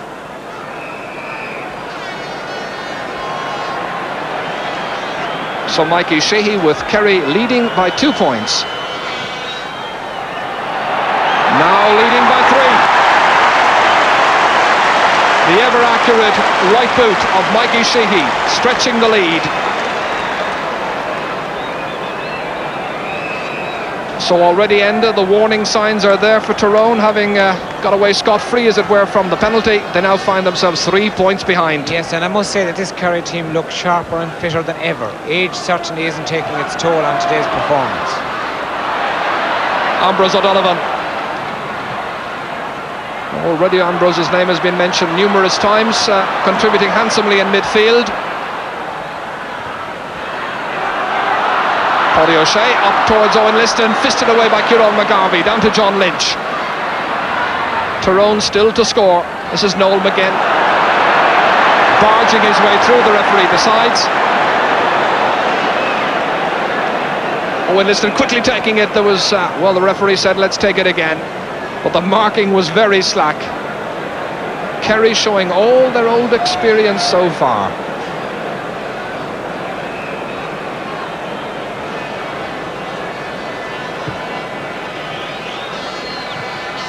Mikey Shee's free. Listed down by Owen Liston. This is Pat Spillane to pick up the pieces. But for once he's missed. It's a rare enough occurrence indeed where Pat Spillane is concerned. One of the most accurate forwards in Gaelic football.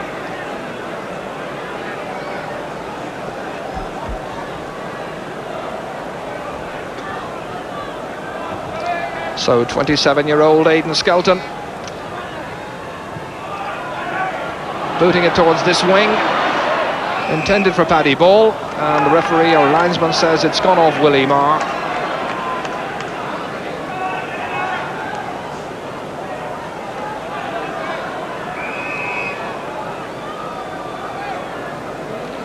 Paddy Ball, who came back from a bad car crash about 4 years ago, formerly an Ulster player in the Railway Cup. Tyrone striving to open their scoring account. Plunkett Donaghy trying to unlock this Kerry defence, and it's Mickey Mallon is through, but the referee whistles up. It won't count. Indeed, it's a free out. The referee saw a foul. One of the talking points of the game so far. Keep your eye on Mickey Mallon, but there was a drag down that time quite clearly before Mallon ever got possession, and the referee quite correctly awards the free out.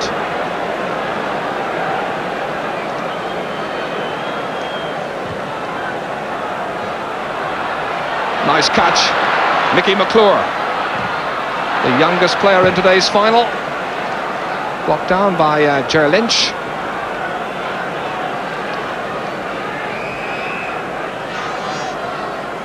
Joe Mallon. The Kerry ball. Interesting end of that switch that Tyrone made early on in moving Eugene McKenna into full forward and keeping Damien O'Hagan on the 40. So far it hasn't really worked. No, it certainly hasn't. It may be the fact that Eugene McKenna might have an injury or something like that, but it hasn't worked so far. Neither of them are playing very well at the moment.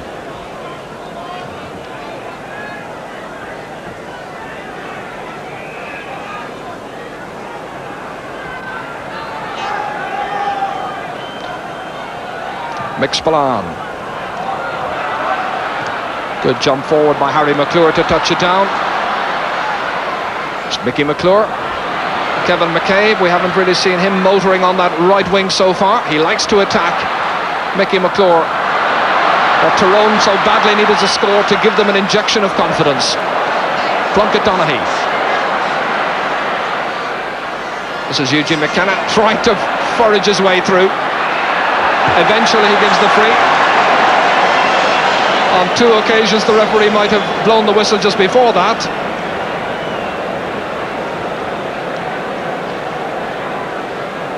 So the third free that Mickey Mallon has had in the match, having missed a relatively easy one to begin with.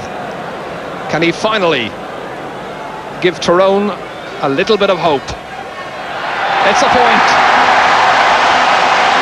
It's taken them 14 minutes to get it. But that's precisely the boost their supporters have wanted.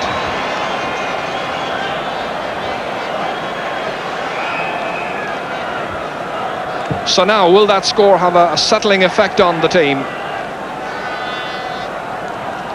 Croke Park can be mighty intimidating on big match day, especially when you're playing here in your very first final.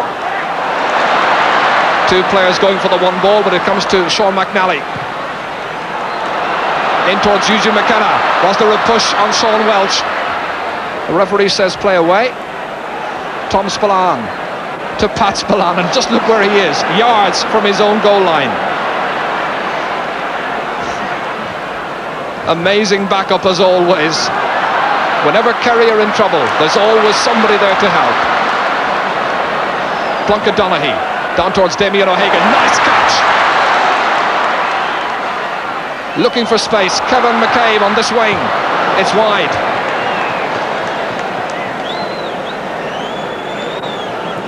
Quarter of an hour gone then in the All-Ireland football final. Kerry the leaders by 3 points to 1.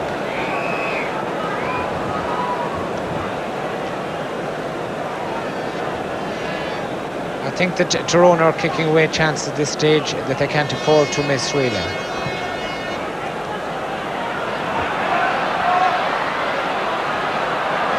Here's Damien O'Hagan towards Eugene McKenna, touching it down. Sean McNally in quickly. Can he pump it over? Yes, it's 2 points they've got. The young Brackerville player makes it 3 points to 2. But Tyrone, remember, are playing with the aid of a breeze in the first half. Indeed, you were saying, Enda, before the minor match that this breeze should be worth a couple of points to the team playing with it.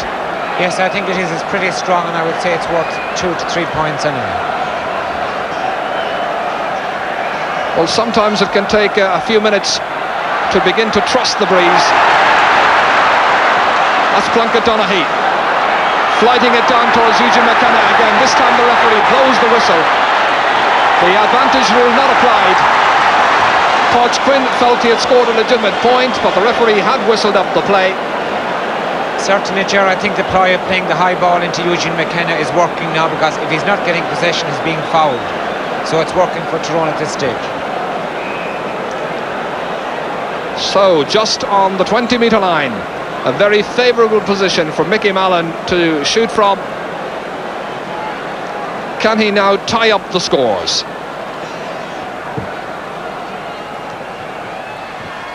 The level.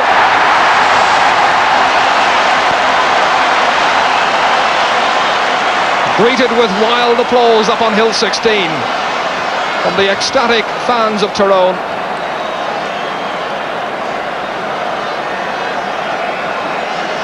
So a very decent recovery being made by the Northern team, having gone 3 points behind. They've now pulled back to equality. A bad kick out, and Charlie Nelligan knew it, but it's picked up by the vigilant Tom Spillane. The equally vigilant Plunkett Donaghy, the man in the breach, down again with that high ball towards Eugene McKenna. This time it's Sean Welch who robs him. Pat Spillane back to help out. Jack O'Shea is to his right. Ogie Moran carrying forward the attack, driving it inside towards Owen Liston. William Marr's there too. So too Mikey Sheehy to Liston. That's a good reply. Kerry are in front again. Well, he might not be quite 100% fit, but he's still very effective. Indeed, that time, had he let the ball drop in just over his head, Willie Marr was there and unmarked, and might well have been in for a goal.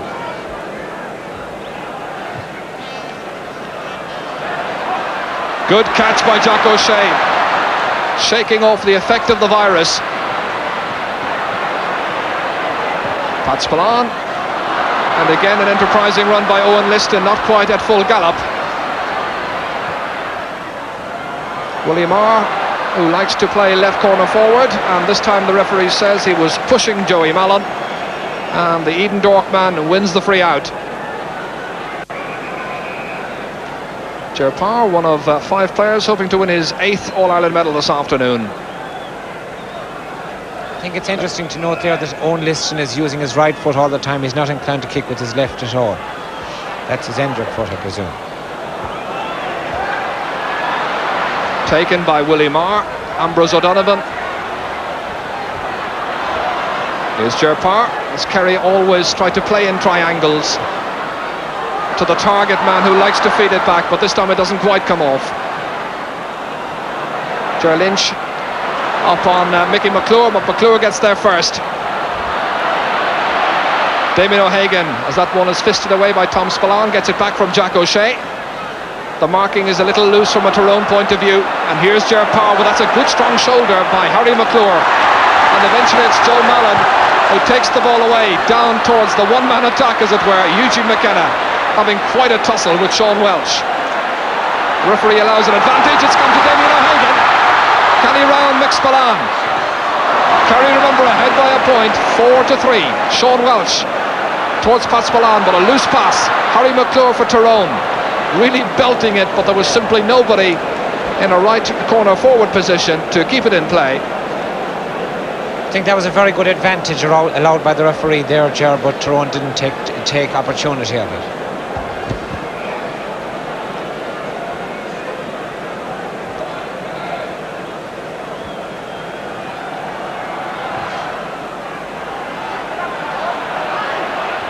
Harry McClure is doing well in the last couple of minutes in midfield. This is Sean Nally, he's a lot of pace. Now can he finish with the left boot? Yes he can. They're level again. Sean McNally scores the equaliser.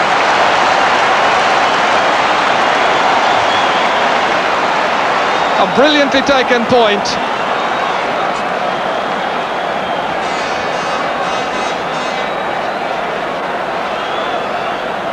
And one of the Kerry defenders in a bit of difficulty. Tom Spillane, it seems to be, just winded, but back with the action. Taken a bit by surprise, I would have thought, Tom Spillane that time, by the sheer pace of Sean McNally's move. Here's Willie Marr, transferring it into Ambrose O'Donovan. Here's Owen Liston. Hamstring injury or none, he's still very game and very much involved. This time going with the left boot, he's put it wide. So Kerry have 2 wides, Tyrone have 2 wides. 8 points so far in the game, 4 for Kerry, 4 for Tyrone.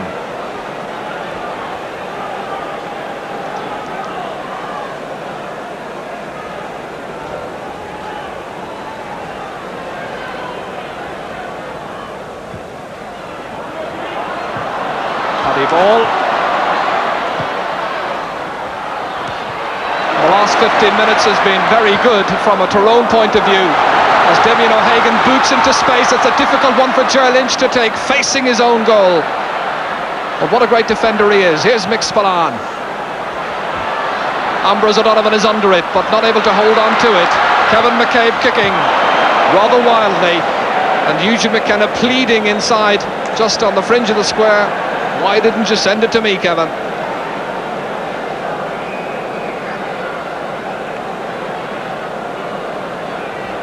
And those who had written off Tyrone before this match, I wonder if they're revising their notions at this stage. Jack O'Shea touching it down. Here's Pat Spillane. Tommy Doyle, the captain. He likes to come forward and get his own point on occasions. He usually manages to get one. Got one in the Munster final, got one in the All-Ireland semi-final, and this time he's got a free for his team, which will be taken by Mikey Sheehy. Tyrone protest Jimmy Denigan's decision. While they're protesting, Mikey Sheehy is lining it up, but putting it wide.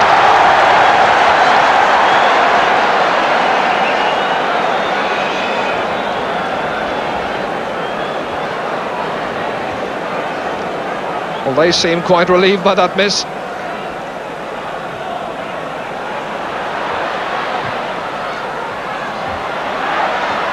Sean McNally doing well, beating Tommy Doyle. Plunkett Donaghy towards Eugene McKenna. Can he turn this time? He can, but he can't hold on to it. He's got it once more. Back this time to Mickey McClure, but no great power or authority behind the boot. Pat Spillane, he's looked the sharpest of the Kerry forward so far. Willie Marr, the debutant. Ambrose O'Donovan opening up the play. Jack O'Shea, again the marking is considerably looser from a Tyrone point of view. Jacko losing it, not quite 100% fit by any means. And a bad fist that time, but it comes to Willie Marr. Easily taken by Aidan Skelton.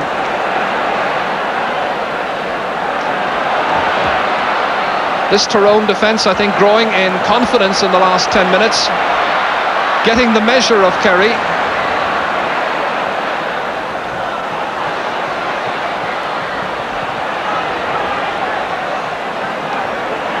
So 10 minutes to go to the break.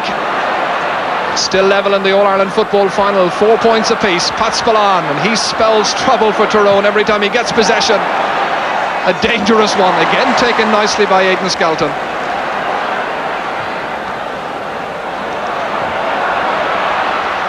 Nicely touched down from Plunkett Donaghy to Sean McNally. Again, look at the gap. Just one forward and one defender. This time Mickey McClure is up quickly.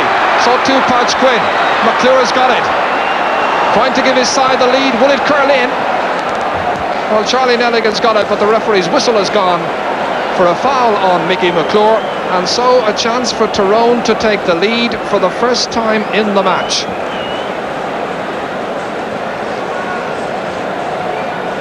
As we were saying earlier, playing with the breeze, which is quite considerable, they would want to be carrying a point or two of a lead with them into half-time to have any real chance for the second half.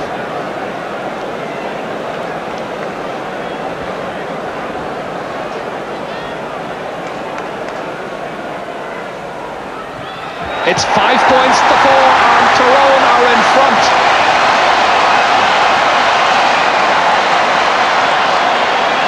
Mickey Mellon makes it 5 points to 4.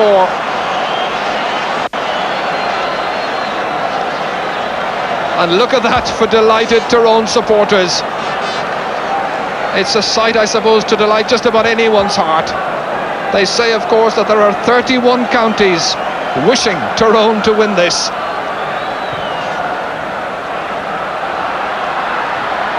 Noel McGinn.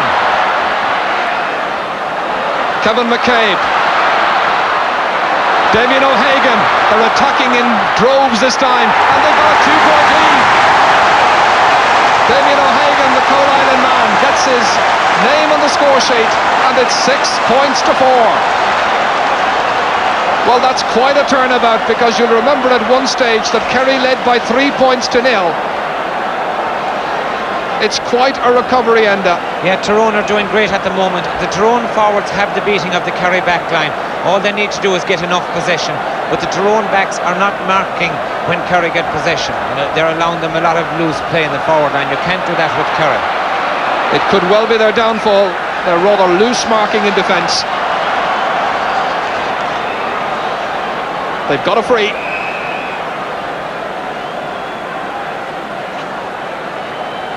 It's a long, long way out, even by Noel McGinn standards. You remember in the game against Galway in the semi-final, he pointed a 50, which really gave them hope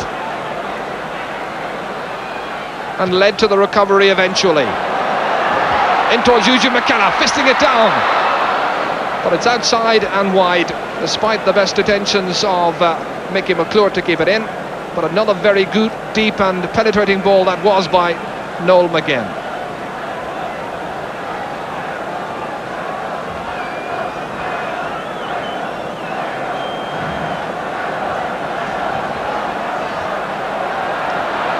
This time Charlie Nelligan tries to vary the kick out. Podge Quinn back there foraging. Plunkett Donaghy. Kieran McGarvey way downfield. The full-back down towards the full forward, who's Eugene McKenna, despite the number 11 shirt. To Kevin McCabe. Well blocked down. Mickey Mallon. And with a 3-point lead. Mickey Mallon has got his 4th point, the first from play, and it's 7 points to 4. 6 minutes to go to half-time. Now, is a huge surprise on here. These fans would like to think so. Kerry, appearing in their 46th final, hoping to win it for the 30th time, are in real trouble after 29 and a half minutes.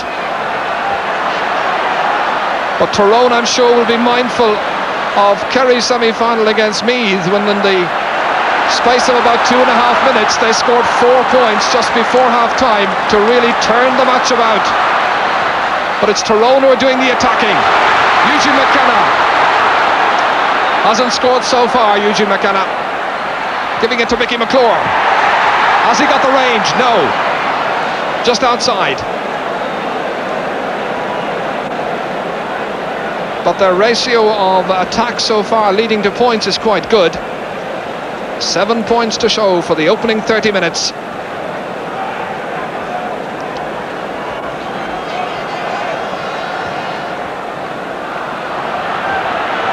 Jack O'Shea under the waiting ball, not opting to catch it, fisting it onto Ger Power. Again bottled up by the cover.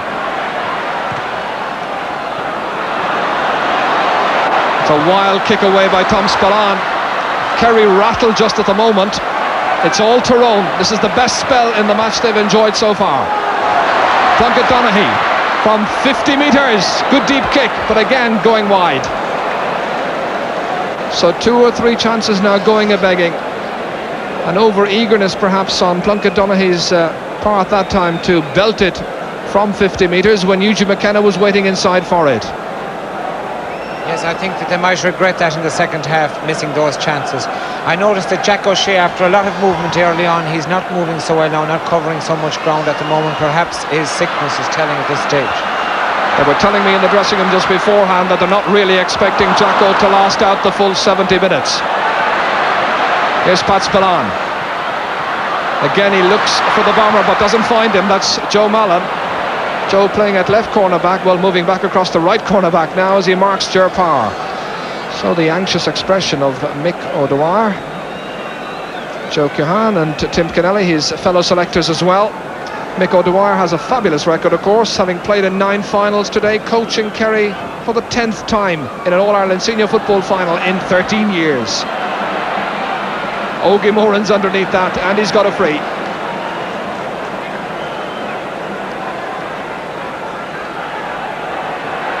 Mikey Sheehy taking it quickly. Again, the marking's very, very slack. Ambrose O'Donovan in towards Owen Liston, drawing the full-back out with him. Willie Marr striving to keep it in play, and that's going to be a Tyrone line ball. Art McCrory absolutely delighted, I'm sure, with this last 20 minutes of the first half. Tom McCagney there as well, to Art McCrory's left as we look at it. And that's Bob Granville in the cap, the physio from Belfast. Pat McCarthy, the man in the sunglasses there on the red sweater just to the left. They're all the selectors.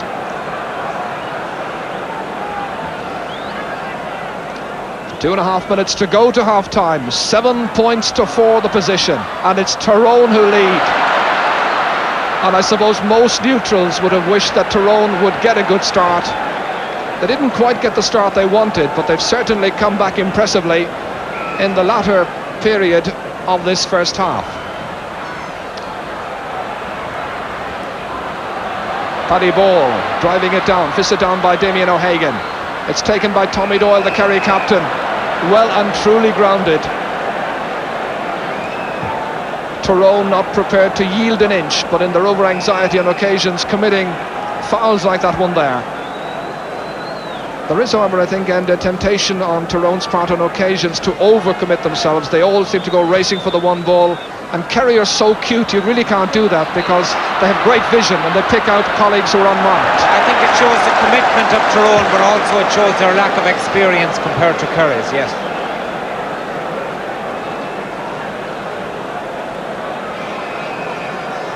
So it's experience against enthusiasm.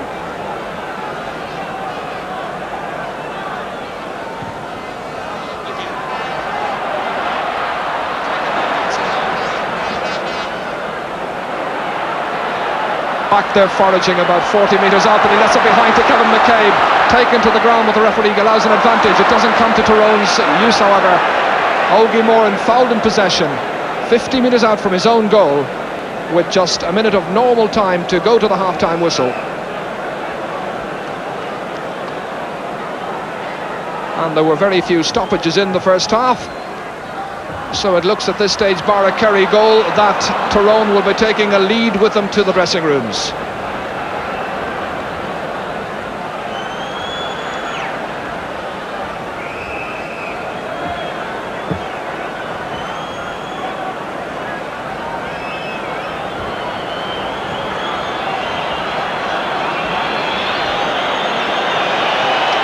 Jack O'Shea towards Owen Liston. Touchdown by Kieran McGarvey to the waiting Paddy Ball. Tom Spillane allows it to bounce off his chest. Damien O'Hagan there. It comes off the referee to Sean McNally. Damien O'Hagan keeping the momentum and impetus of the attack moving. Blanca Donaghy. Jack O'Shea's back under it. Unable to hold on to it.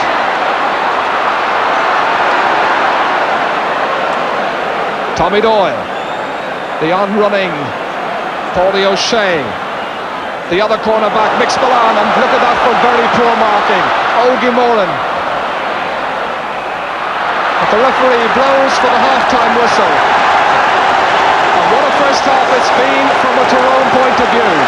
They conceded a penalty after 2 minutes. That was missed by Jack O'Shea.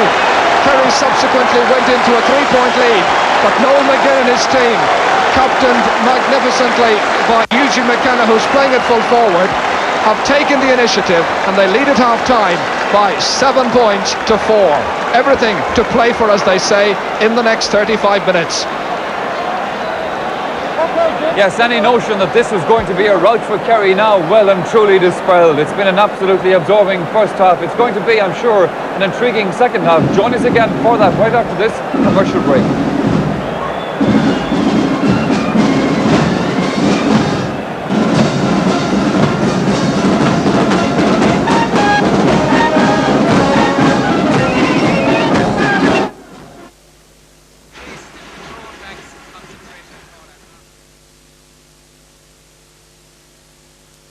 That might have been the score, Colin McIllarney. Well, Michael, Tyrone are an easy team to love. I've felt that all through the championship. They've been underdogs in every game they've played, and they have tremendous grit and courage and determination, and it's easy to get behind a team like that. They're very important qualities when it comes to this stage of a competition. Kerry started off very, very fast. It certainly looked as if they certainly weren't complacent. Spillane, O'Shea, these fellas were flying in the first few minutes. Created a couple of chances, had the penalty, missed it. Then Tyrone started to direct ball straight down the middle. Let's in fact take a look at that penalty, Colin, because it was a Jack O'Shea, very experienced man in these situations, but bang, back it came off the crossbar. Michael, it's never easy to hit a penalty in an All-Ireland final. Never easy, and despite all Jacko's experience and all, I'm sure he was trembling coming up to that ball. It's never easy to take a penalty in an All-Ireland final.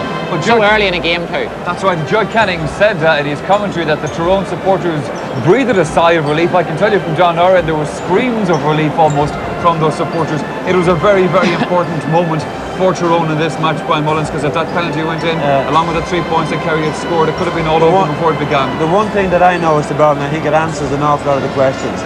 The cornerback that got in to get the ball off the crossbar, like he was really on his toes, which shows that an awful lot of Tyrone players have settled. He has settled. He's thinking. He's in there. Art McGrory's job at half-time is to do exactly that with the forwards. We have seen they've been guilty of a bit of wild shooting down here when they should have settled on the ball. They didn't. Tyrone were dreaming before the match to win this All-Ireland. At half-time, their dream is still very much alive. Now, I have no doubt that Kerry are going to be, 10 times better in the second half, and Tyrone just have to be as good as them. You said to me just before the end of the first half, you said Mick O'Dwyer is going to tear strips off these guys and he gets them in the dressing room. No doubt about it. He's in there now, and I'd say if you were a fly on the wall, I'd say you'd be dead. Because and anybody that wasn't going to go out and fight for Kerry at this stage. The Kerry machine hasn't got going. At times they've been moving the ball around the middle of the field, but they haven't had as much penetration. Kevin McCabe is very lax. You'll be expecting an experienced player like him would do better on pass play, and he's given too much room. But as I say, Tyrone are in there with a fighting chance now. They're over the nerve. They're over the things that we were worrying about initially. So now it's a question of 35 minutes for the rest of your life. That's what it is, 35 minutes. So let's hope they come out and do it. If I can go back to Colin again. Colin, there's no doubt Tyrone, as Brian said, it was their big dream today. They came out here and they were absolutely a bag full of nerves. They couldn't do anything for the first 5-10 minutes. But once they settled down, they've been settling down all through this first half, they've begun to look better and better. Now, from my point of view, the one thing that they've got to get sorted out for themselves is these panic moves up in the attack, where they just seem to be banging the ball, hoping for scores without even looking sometimes. Yes, if Art could just get them settled in the dressing room now at half-time and explain to them that they have more time than they imagine. Several of the Tyrone forwards there had more time than they imagined out there. And if they can realise that and settle on the ball and take their scores, then there's certainly the dream can very much come through. Tyrone's direct approach is really refreshing. McKenna's moved to full forward. Damien O'Hagan, centre half forward, they're both playing magnificently. But the ball has been played directly to them. And I have seldom seen Tom Spillane and Sean Walsh in such difficulties. That's right. Well, McNally and wing half forward as well as having a marvellous match, and so is Plunkett Donaghy. They found themselves under quite an amount of pressure, which is not always something that Kerry have to get used to during the match. They've been under a constant drive of it coming at them, even if some of it is wasted. Yes, O'Hagan's strengths, I think the move actually was instigated because of McKenna's injury, and it's worked off marvellously well because O'Hagan is very physically strong. He's winning an awful lot of ball there, and then he's driving it straight through to McKenna, who is a marvellous footballer. And just as I say, they're creating the chances, and if they would realise that they have more time and take their scores, then there's no doubt in my mind that they can do it. One thing that I would be worried about from a Tyrone point of view, Brian Mullins mentioned it just a moment ago, Pat Spillane is getting an awful lot of room to play football in, and you can't give Pat too much room at all. Pat actually is having one of the best finals that I've seen him play. He's absolutely flying there. That's a danger. Also another danger, of course, is Kerry's great teamwork. It is keeping them going in this match. It's actually keeping them alive in this game, is their teamwork and their understanding. Liston looked a real threat in the beginning, but fair dues to Kieran McGarvey. He stuck to his task and he has nullified that threat reasonably well.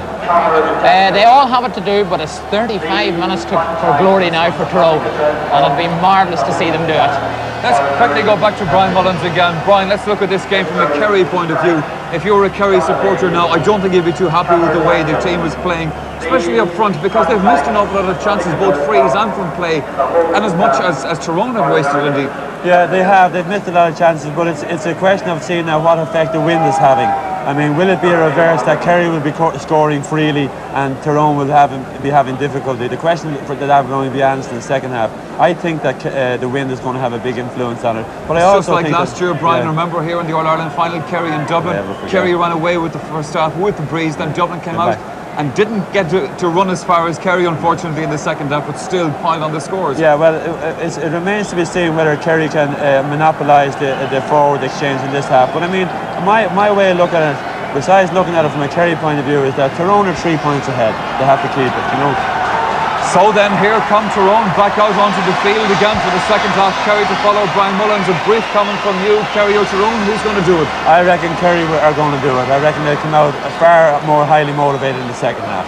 And Colin McIllarney, I'm sure that you are still keeping your fingers crossed that Tyrone are going to take sound back up north. Just to repeat that the greatest danger to Tyrone is Kerry's great understanding and teamwork. They can still, even though playing badly, carve out an opportunity for a goal. And that is always a great threat when playing this team. But nevertheless, Tyrone, on the other hand, if they keep to their task and keep pumping that ball directly through to McKenna, then anything can happen. Well, the first 5-10 minutes of the second half are going to be absolutely crucial. So then, let us go back to the second half of our All-Ireland football final. Kerry versus Tyrone, and back to commentator Ger Canning. And Kerry have brought on Timmy Dowd for the second half. Timmy Dowd is on, and it seems to me that Ambrose O'Donovan is the one who's been replaced. Art McCrory, a busy manager at half-time. And Pat Spillane with the support on the left knee. So a fascinating prospect for the second half as Timmy Dowd comes on for Kerry. And Tyrone certainly have shown that neither the atmosphere nor their illustrious opponents will intimidate them. Mick O'Dwyer, I wonder what he's had to say to his charges. He's made a change. He'll be looking for a change in their fortunes as well. That young Timmy Dowd was a star in last year's final and also got the winning goal.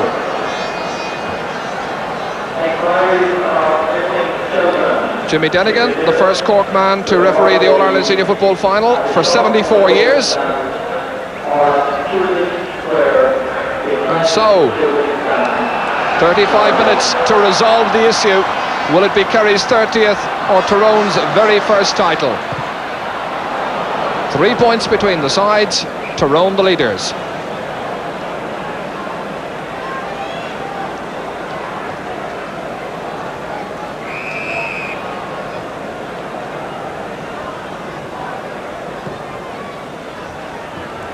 Owen Liston unable to hold on to it.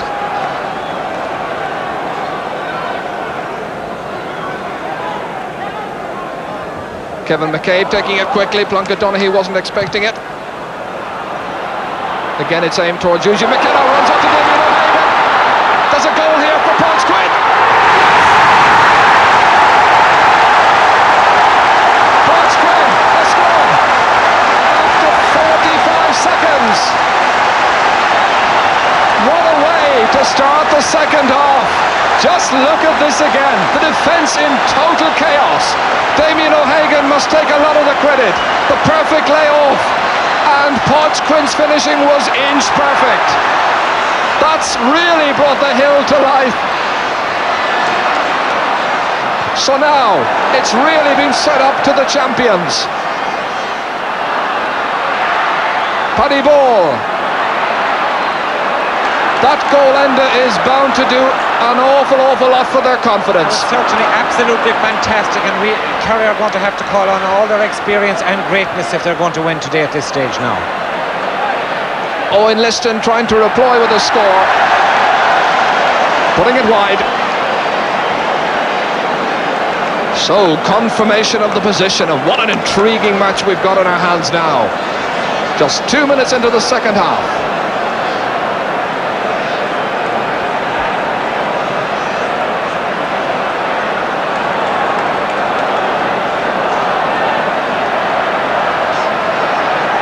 So in goals and points, or in points only, it's 10 points to 4. Aidan Skelton now with plenty of time on his hands. The one thing, of course, Tyrone just can't afford to do is fall back on that lead. Listen to the roar of approval. They build up with Paddy Ball involved. The layoff towards Damien O'Hagan. Could they ever get another goal? Eugene McKenna. The referee whistles. It's a free in. And it's another penalty. The referee thought about it for a few minutes. It's another penalty. Kerry having missed one after 2 minutes of the first half. Tyrone now find themselves getting one after 3 minutes of the second half. Eugene McKenna went right into Tom Spillane. The referee waited for a while and eventually gave the free. So, what a position. Charlie Nelligan facing Kevin McCabe. In the space of 3 minutes, can this game be put beyond redemption? It's 1-7 to 4 points. He's put it over the bar. The goal was there for the taking. Instead, he's content with the point. And I really think he did try to place that one, but got in under it. Watch his approach again. The goalkeeper moved, you'll notice, in advance of the kick, but the referee left it over. Paspalan, meanwhile, says, we'll have enough of this, let's get a point of our own. That's the third point that Paspalan has scored. So now, 2 clear goals between the teams. Look, and a comment on that penalty and that miss. Yes, I feel to think that Kevin McCabe, on instructions, went for the point there because he took a very short run up to that and just seemed to tap it over the bar. Well, we'll maybe find out later on. Did he go for the point, or was he going for a goal? Plunkett Donaghy. Here's Kevin McCabe again. Mickey McClure. It's 18 years since an Ulster team has won the Sam Maguire. This is the last year in which the present Sam Maguire will be presented. It'll be replaced for next year's final. Tommy Doyle wins the free out for Kerry. Paulie O'Shea, no time to waste at all now. But still a half an hour to go. A probing ball from Paspalan. Kieran McGarvey follows it out over the sideline. Line ball to Kerry. Well, when have you seen Ger Power in such a rush so early in the second half? But Kerry in real problems. Mikey Sheehy hesitated for a moment and he's put it wide. Well, a couple of years ago you might have expected Mikey Sheehy instinctively to have hit that one. But this time he looked around, lost his concentration it seemed, and put it wide.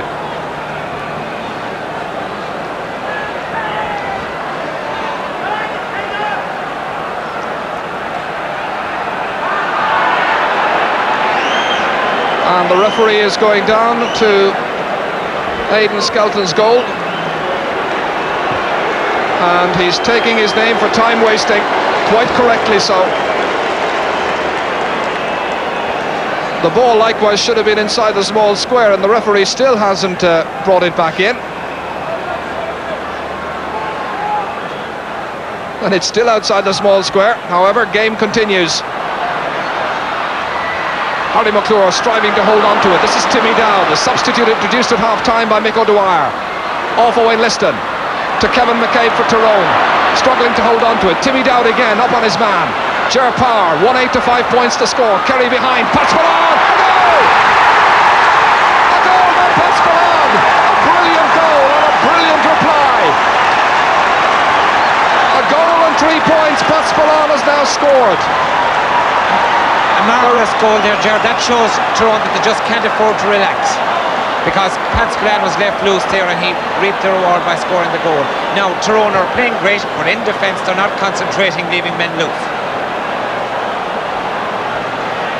And just down injured after that goal, there are a couple of Kerry players and also a Tyrone man involved. Bob Granville, the physio, can't quite see who the injured defender is. It's John Lynch, the Castle Derg man. And the injured Kerry player is back on his feet as well. Well, he's certainly feeling the effects of that injury. So now, just 3 points between the teams. 1-8 to 1-5. Some riveting excitement in this match. A highly charged atmosphere. Plunkett Donaghy, with Tyrone giving as good as they're getting. Damien O'Hagan onto Mickey McClure. Will he go for a point? Yes! That's a brilliant score from Mickey McClure. It's the first point he's got in the match. It makes it 1-9 to 1-5, and a good reply in its own way to that Kerry goal.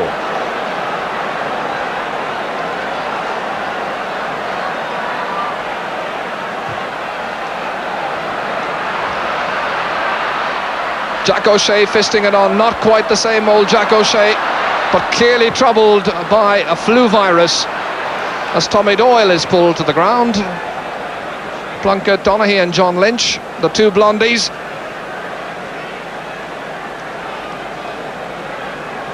Just take a look at this incident again.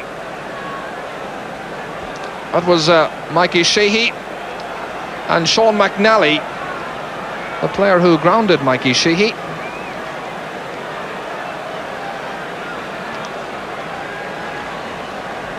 And there may well have been a name taken that time.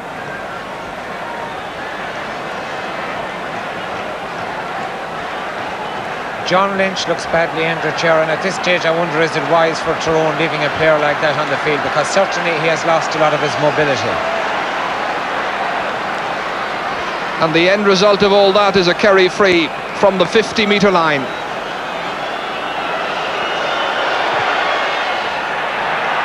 And Mikey Sheehy has put it over the bar. So the gap is cut yet again. Now just 3 points between the sides.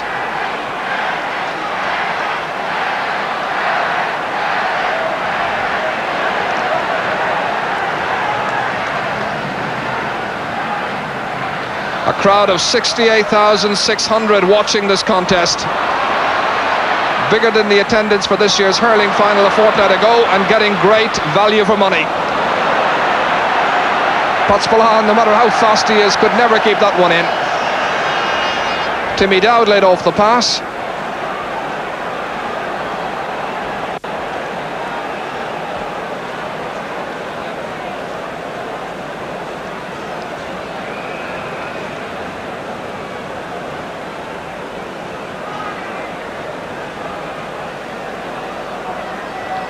Aidan Skelton here, who made his debut in the Monaghan colours, or in the Tyrone colours against Monaghan in the league 6 years ago. Harry McClure chasing up for that one with Eugene McKenna. It's McKenna who gets it. Plunkett Donaghy firing it up towards Mickey McClure. Ger Lynch under the waiting ball. Here's Timmy Dowd. He's made a difference. He's provided a bit of mobility in midfield. Not such a good pass, but it comes kindly to Ogie Moran, to Owen Liston. This time catching well, laying off nicely to Tommy Doyle. Kerry coming, looking for another point. Ogie Moran kicking. He's missed it. Ogie Moran, who has played at centre forward in all of the All-Ireland finals, in which he's won a medal so far, and 7 he's got to date. One of 5 players then looking for an 8th All-Ireland medal. Aidan Skelton, one of 15, looking for a 1st. And you can see that substitute Stephen Conway, who came on in the game against Galway, is warming up.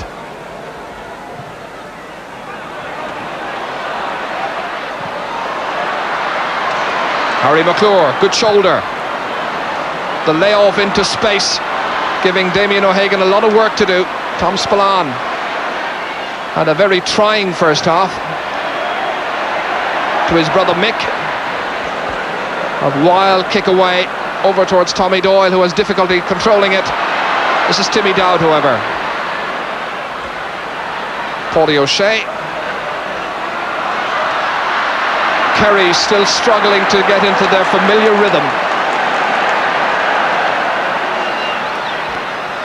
2 Tyrone players rising with Tommy Doyle, and it breaks down to Paddy Ball. The long incisive ball up to Damien O'Hagan. Nicky Mallon calling on the far side. O'Hagan kicking. Charlie Nelligal well under. And Plunkett Donaghy is calling for it in midfield. And at the moment, or at least for a moment there, it seemed that Tyrone were once again ready to take the initiative, but it's come to Kerry's Mikey Spillane. Mike Sheehy gets a brilliant goal. Just when it seemed that Tyrone were going to take over, Kerry come back, and it's the equaliser. It was a brilliant finish. Art McCrory has a word of advice for his defence, but how do you stop a goal like this? Ger Power laying it off perfectly. The defence caught ball watching, and how about that for finish? Inch perfect again. Absolutely fantastic job, but the defence must be faulted, certainly. I mentioned earlier that John Lynch, his mobility was almost gone. Now he was caught out there for that goal once more. Well, John Lynch is the one who's gone off. Stephen Conway's come on. Tom Spillane with the sides level. What a contest it's proving to be. Kerry 2-6, Tyrone 1-9.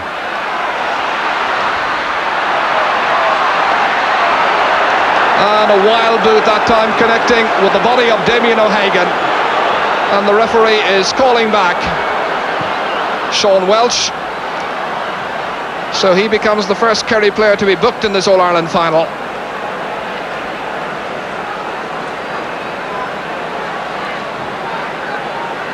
So can Mickey Mallon give his side the lead once again? It's thirsty business.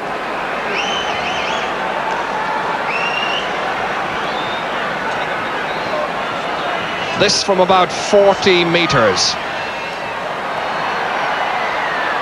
Mickey McClure in there. Charlie Nelligan likewise. And the referee awards a free out to Kerry. Or does he? The umpire is signalling a 45. And the referee endorses that view.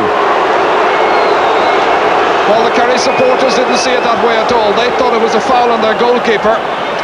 And I tend to go along with that view, I'm afraid. So, Charlie is poised. Jack goes back. Mickey Mallon with the 45. Jack rising high. Fetching it cleanly. And again, Kerry, in their familiar pattern, tried to play their way out of trouble. But bottled up there Ogie Moore and gives it straight to Stephen Conway. The substitute has just been introduced, and he can't do any better than some of the other forwards.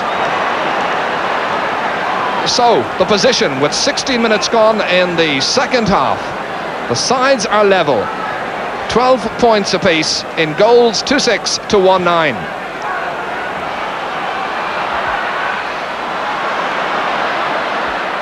Kieran McGarvey stemming the tide. Mickey McClure unable to keep it in the field of play.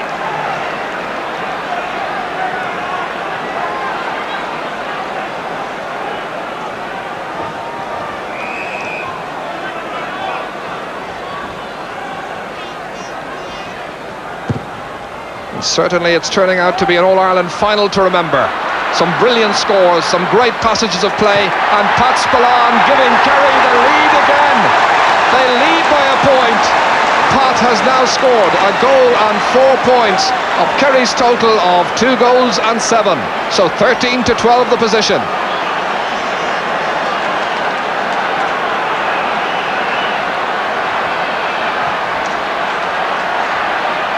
Well, there were many people predicting that this game might well be over at this stage with the cup safely in the bag for Kerry. But it hasn't been like that at all. This adventurous style of forward play has had the Kerry defence in trouble from time to time. Stephen Conway. Taken down, or just about so, by Eugene McKenna, but it comes down to a Kerry man, to Paddy O'Shea. Tommy Doyle. Towards Mikey Sheehy, the scorer of that fabulous goal just about 3 minutes ago. Paddy Ball commits the foul.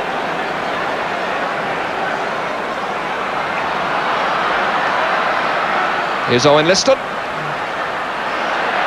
Ger Power. And Ger Power wins the free in. The Tyrone defence saying that he simply took a tumble. And the expression on Kevin McCabe's face says it all. Mikey Sheehy's kick. And Mikey Sheehy's score. It was a difficult enough angle. The breeze blowing behind him rather awkwardly, but he's now given his side a 2-point lead. This is one of the most difficult passages of the game for Tyrone Enda. They're behind by 2 points, and they've got, what, 17 minutes left for play? It certainly is, and Kerry are getting the upper hand now, and Kerry are using all their experience at this stage, and it's going to be very difficult to beat them. That pass from Ger Power to Willie Marr, back to Mikey Sheehy. Look at that for accuracy. He's a delightful forward, Mikey Sheehy. 7 All-Ireland medals he scored, a man of great vision, great touch and great skill.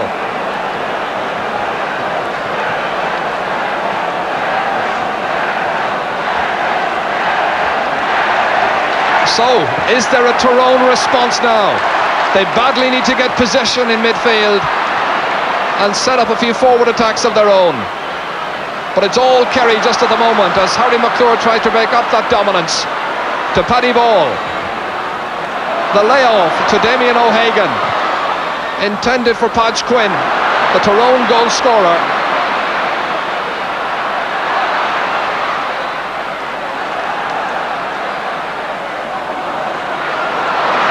Tommy Doyle.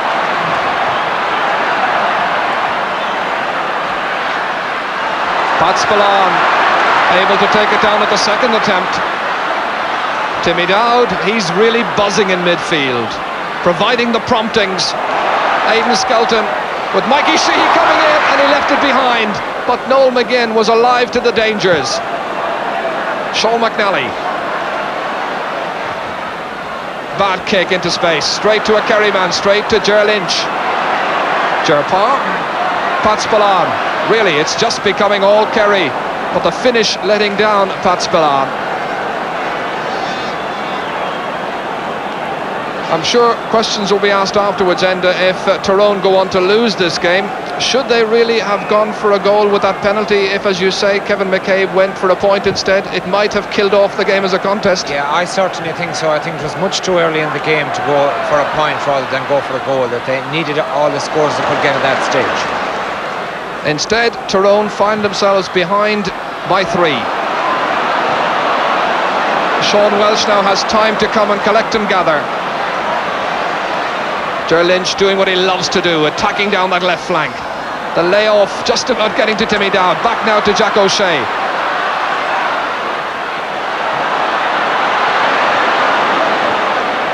Sean McNally. A lot of fisted football. Here's Ger Parr, steadying himself and kicking it over the bar. The Austin Stacksman gets his name on the score sheet. That's his first point. It's come 22 minutes into the second half.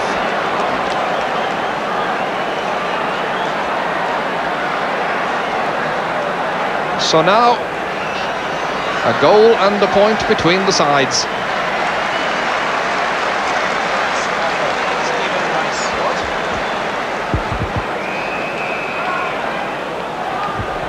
And Eugene McKenna has gone off. Stephen Rice has come on. And that's a bit of a surprise, unless, of course, that Eugene McKenna was carrying an injury into the game in the first place, which was well concealed, because, as we stated earlier, he started at full forward when everyone expected him to play on the 40.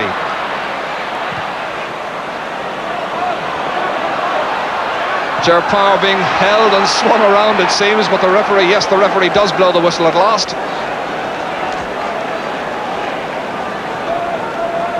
So, is it to be a day of disappointment for these Tyrone supporters? And we have confirmation indeed that Eugene McKenna did leave the field limping, and limping pretty badly. And in a moment or two, Tyrone may be ready to bring on another sub. Jack O'Shea driving it in for the forwards. The defence mixes it up between them. Ogie Moran was going for a point, but it breaks back down to Harry McClure of Tyrone. His midfield partner, Plunkett Donaghy. Their cohesion now has simply evaporated, and their challenge beginning to dissipate. So we've a sub on for Tyrone. Yes, Ger, I think Tyrone have given everything at this stage, and also when you see a man of the calibre of Eugene McKenna going off injured, it's a terrible blow to them, really. So Mickey Mallon, the free taker, has gone off. Here's Ogie Moran, a point. Faultless finishing by Ogie Moran, and now 5 of Kerry's 6 forwards have scored. This is the point in the game when they seem to be just drifting away from the opposition. Aidan O'Hagan is the substitute we saw come on. He replaces Mickey Mallon. And those Kerry supporters up there, they don't look too happy just at the moment, but I'm sure deep inside they really are. Two Kerry men going for the one ball. Timmy Dowd is the one who took it. The referee did not like the punch away, claiming it was an illegal hand pass. There has to be a visible striking action, of course. Stephen Rice, one of Tyrone's substitutes. Mikey Sheehy here.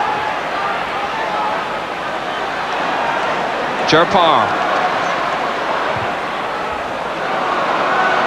Owen Liston will try to touch it down towards Timmy Dowd. Owen, yes, a point. Dowd gets the score when he might have left it for Ogie Moran, but one way or the other between them they got it. And now it's 2-12 to 1-9, 18 points to 12. 10 minutes precisely remaining.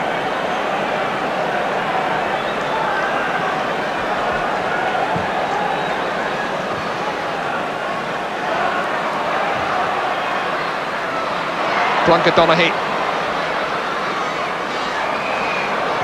Gerpar. And the referee says there was a pick-up. And a bit of good-natured banter between Gerpar and referee Jimmy Denigan.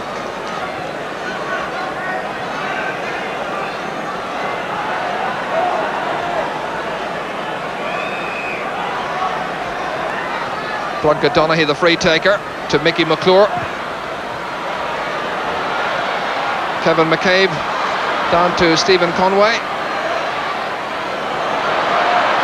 Tyrone badly needing a score, badly needing a goal, but they simply give it away to Tom Spillane. Mikey Sheehy, the layoff for Gerpar, intercepted. And the referee saw that there was a push on Plunkett Donaghy. He's given the free to Tyrone just outside the 45-metre line.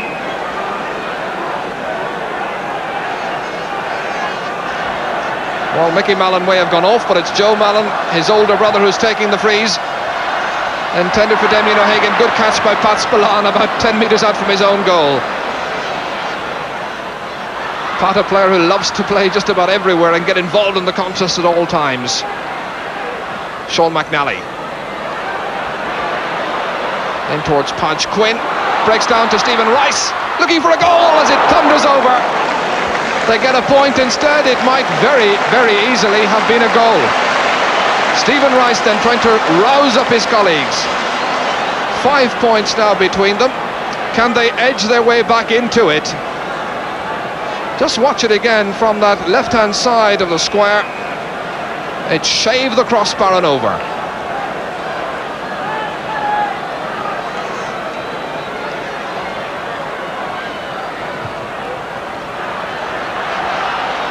Jack O'Shea fists it on to the waiting and vigilant Ogie Moran. Onto the unrunning Timmy Dowd.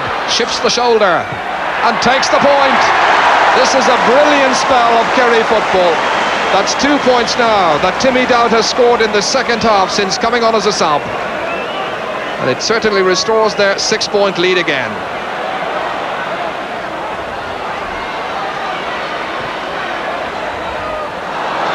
Kevin McCabe overhitting the pass. It hasn't been his afternoon by any means.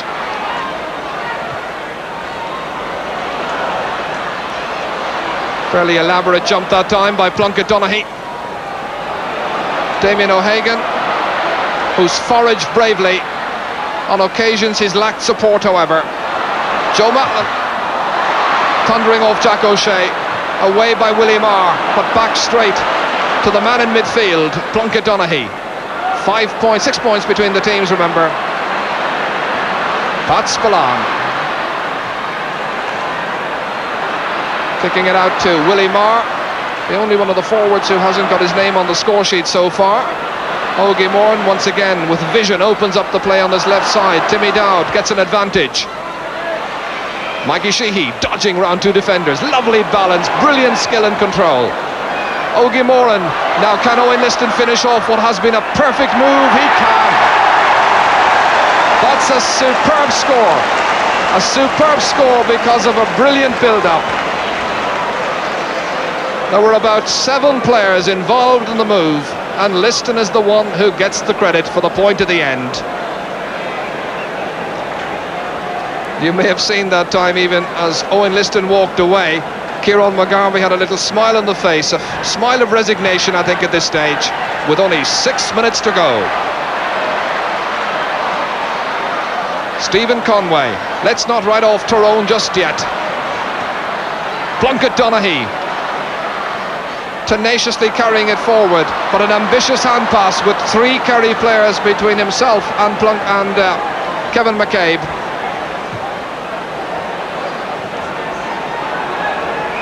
Jack O'Shea is lying down injured, away to the right-hand side of the field. Back on his feet just again. He's bravely continued in the game. Ger Parr. Owen Liston. The layoff back to Mike Sheehy. 4 Kerry men, 3 outfield Tyrone players, and Sheehy has put it wide. Well, I suppose they can afford misses at this stage, but they've done so much right in this second half, Kerry. Yeah, I think it's the hallmark of a great team to see them come back like Kerry have come back today.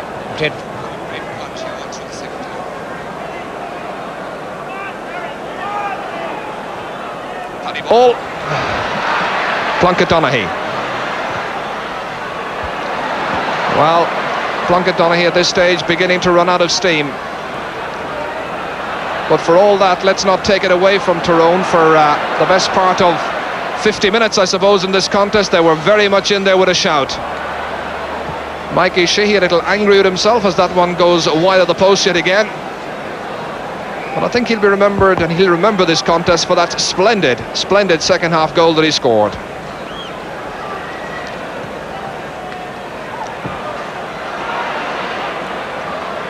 The Tyrone challenge faltering at this stage, obvious signs of fatigue.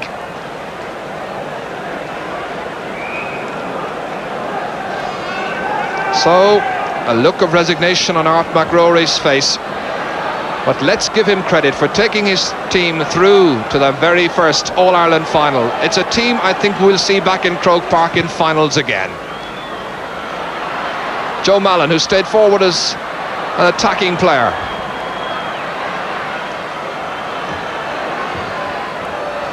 But it's all Kerry.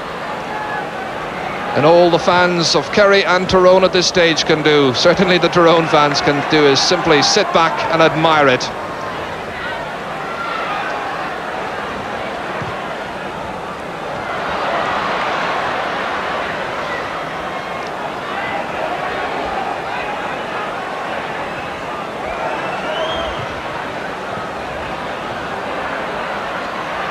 Willie Marr. Stephen Conway. Sean McNally. Fisted down by Mick Spillane, but straight to Mickey McClure. Well, Mickey McClure has done an awful lot right in the match. He's the youngest player in the contest. He's foraged very gamely, he's showed his pace on occasions, but his finishing has been rather poor in the second half.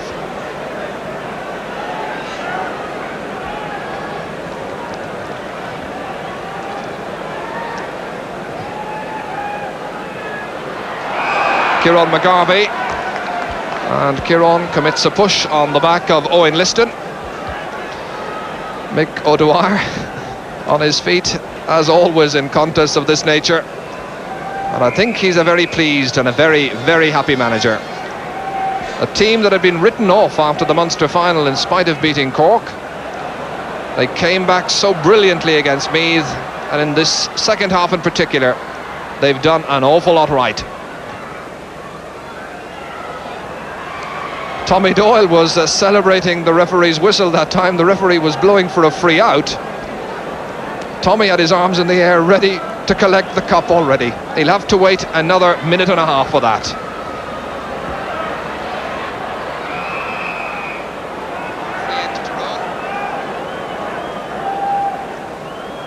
And the very repentant Tom Spillane.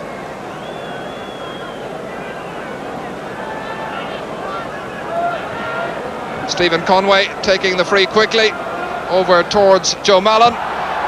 He's put it wide. Well, at this stage it would merely have put a better complexion on the score sheet. There are 7 points between the teams. Kerry's simply oozing class at this stage, full of confidence and heading for another title. That's the position. As we're inside the last minute of play. Jack O'Shea, who's remained on for the full 70 minutes, laying it off to Timmy Dowd. Willie Marr racing to his right. Ogie Moran is the target man. Well, it was a bit of a hit and hope shot, but he scored. Taking the salute of the crowd and his colleagues. Ogie Moran gets a second point.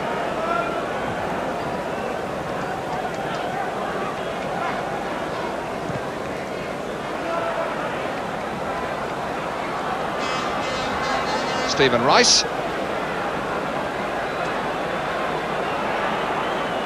Kevin McCabe. Sean McNally. Now can they finish with a flourish? Perhaps a late score, perhaps a late goal. They'll have to settle. No, he's put it wide again. Well, even in the last 4 or 5 minutes, they've had plenty of chances, Enda. At this stage, I feel that they haven't. And there it is, there it is. Kerry have won their 30th title, doing so in convincing fashion in the end. There may have been a doubt about the issue at half-time, but Pádraig O'Shea, last year's captain, takes the ball, takes the salute of the crowd, and in the end, I suppose it's what everybody predicted anybody. But behind the scoreline, you've got a display of courage and bravery by Tyrone. That's the final score, 215 to 110. But the day, like so many others, belongs to the marvellous champions from Kerry. And so Sam Maguire makes that familiar trip due southwest yet again tomorrow night. Kerry, truly the worthy champions of champions. And we were asking you there for a quick comment. How did you see it in the end? In the end, when you saw the older Kerry players and they look much fitter and sharper than the younger Tyrone counterparts, I think it's a tribute to these Kerry players, their dedication and the way they have trained for this match today. Certainly, this is a team that we'll remember for a long, long time. And a lot of people maintained, I was one of them, I think that they probably wouldn't win this year's All-Ireland. But I think that instead of going to the Canaries, this trip that they do annually to Tiernan has worked wonders for them.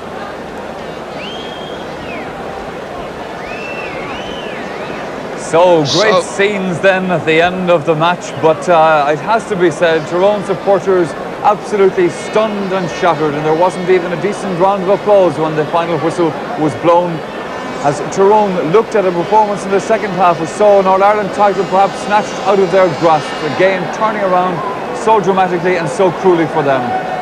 But Kerry supporters, I'm sure they won't worry about that situation, because for them it's yet another All-Ireland title notched up, and another notch also perhaps in the history.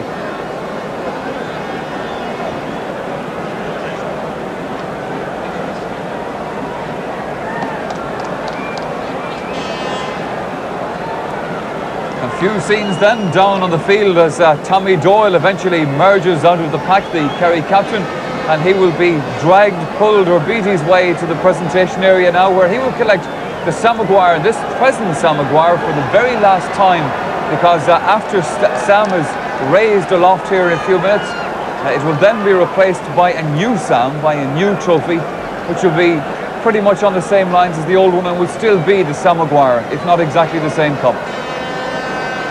And that indeed will be a distinction for Tommy Doyle.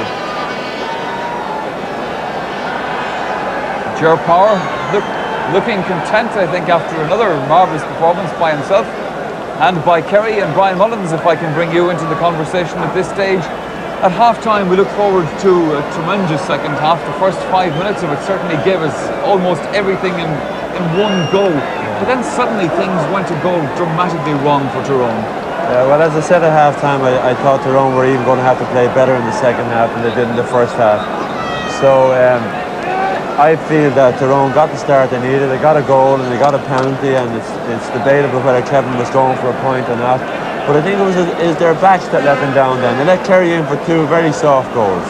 And that to me was the difference between the two teams in the second half. Here was that penalty kick again, and let's just see, he took a very short run at it, stabbed the foot. Now whether he stabbed it to put it over the bar or just... The only man that can answer that question for you is Kevin himself. You know, like, it's as we were saying here, it was early in the second half, it was well worth taking a chance to take the goal. And I mean, most penalty takers are disappointed if they don't get a goal from a penalty. But I mean, even after that, they still were 6 points up at that stage. And Kerry came down the field and they were let in for two free goals that I reckon shouldn't have been conceded. Well, we'll be getting the views of Colin McIlarney in a moment, but right now let's go back to the presentation as Tommy Doyle has finally arrived on the presentation stand and is preparing to loft the Samaguar. Ration Sarclifishin, Wailam Cocortgasieno, Nena Peladori Galair. And as this is our last game of the championship, I would like to welcome and to pay tribute to all our patrons and followers, and a very warm message of goodwill to our listeners and viewers across the country in North America, Britain, Canada, Holland and Australia. We are delighted that you could be with us in spirit today. Commendations to people who do so much for us in the association, and that is our referees. And to two teams who made their job so easy today. I would like to thank them for that.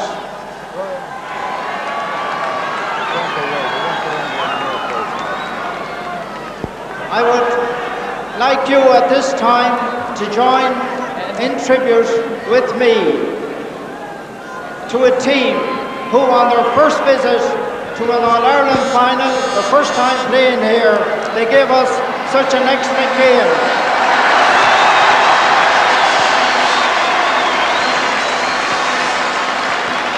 Gorgas Tyrone, Bay Shivarasharish. Agus Inish, Tá Sam Agfilu Arasharish, Regina Krug, Agus Nanlokana Ikiri. Gorgas Kerry. Agus Inish, Brunham and Corden Sam, Kamastul Captain Kerry.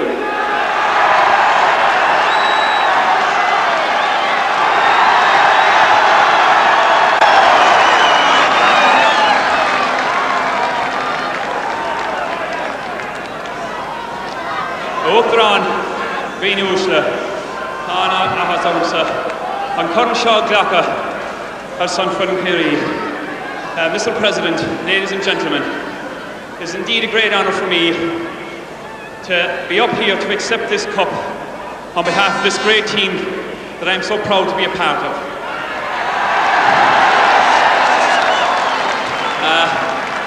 I'd like to thank Tyrone for the sporting game they gave us out there. I think they gave it everything. And as it was said, and we knew, Tyrone coming into an All-Ireland final, it was ridiculous to write those lads off. They were well worthy of being champions, and I'd like to thank them. And on my own behalf, there's a lot of people that have helped bring this cup to where it is today. I'd like to first of all thank our selectors, each and every one of them. They know who they are. I'm not going to waste your time up here naming them. I would also like to thank the county board, just Frank King, the chairman, Tony O'Keefe and all the officers for the help they've given the team, not just this year, but in the last 12 years or so that I've been associated and down through the years. And I want to thank you very much. I want to say a couple of words for one man. I can't say anything that hasn't been already said about this man. I sat inside the dressing room before we came out for this All-Ireland final. There was a lot of critics out there, but we were going to win this All-Ireland today for one man, and that is Mick Dwyer! I want to thank you, Mick, for myself and for the team and for the people of Kerry, for everything that you've done. Not just this year, but since you've been associated as a player and as trainer of this great team. And I think that goes beyond any shadow of a doubt that you will go down in the folklore of football history. There's also a lot of passionate people, for myself I'd like to thank. And I thank my family, my wife who can't be here today, and I wish her all the best. And again, I want to thank the 15 lads who out there never died today for me. Lads, I'm proud of every one of you. Thank you. On top of that, I'll give 3 cheers for a gallant Tyrone team. Hip hip! Thank you very much.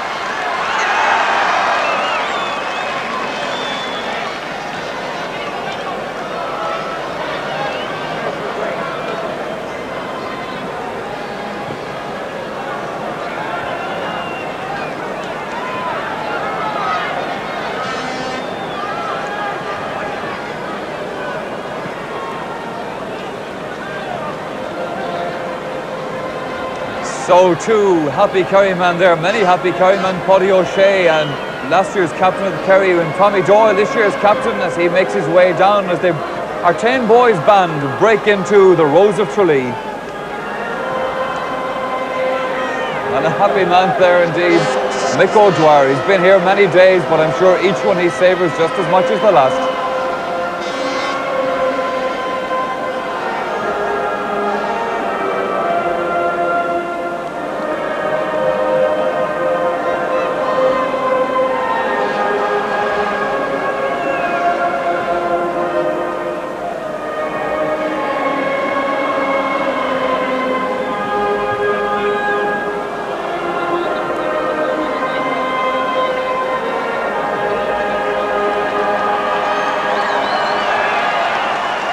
So then, as the Artane Boys band play out, we have still much more to talk about in this game here today. So join us again after this commercial break.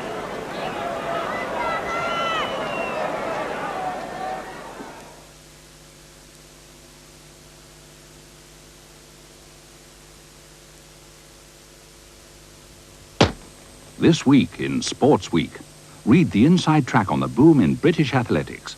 Issue 2, out now, only 80p. What moves are the Dallas Cowboys famous for? What does it take to be the coach who's called the Mean Machine?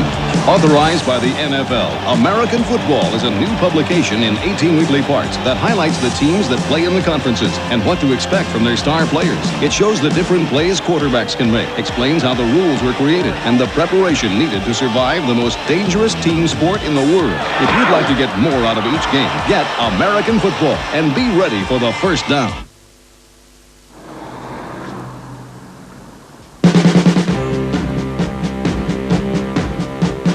Everybody's doing a real fun thing now. Come on, baby, do the show promotion. Salt and pepper shakers are the latest thing now. Come on, baby, do the show promotion. Have you saved 6 vouchers for the storage jar yet? Or you can save up 50 for the condiment set. So come on, do the show promotion with me.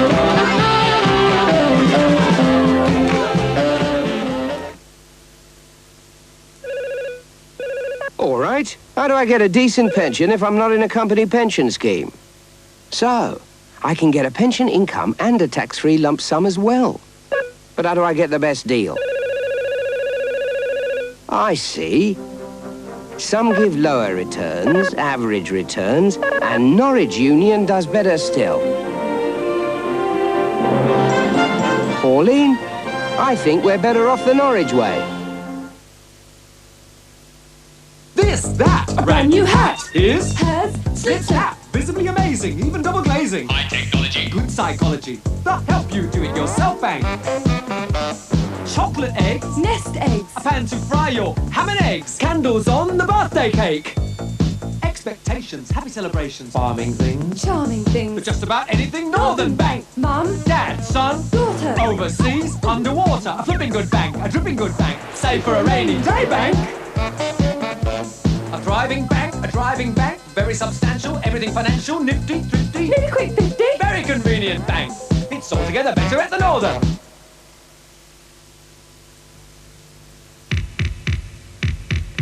Lying in the garden, dying of thirst, thought I'd never survive.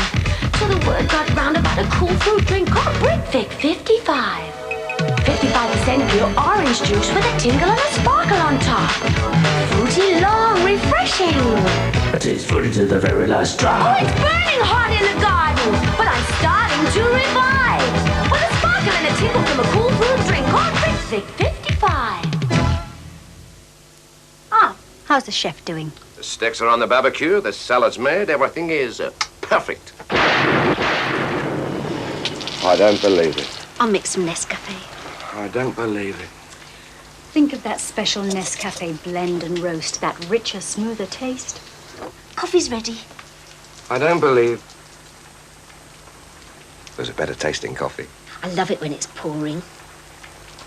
Nescafe, coffee at its best.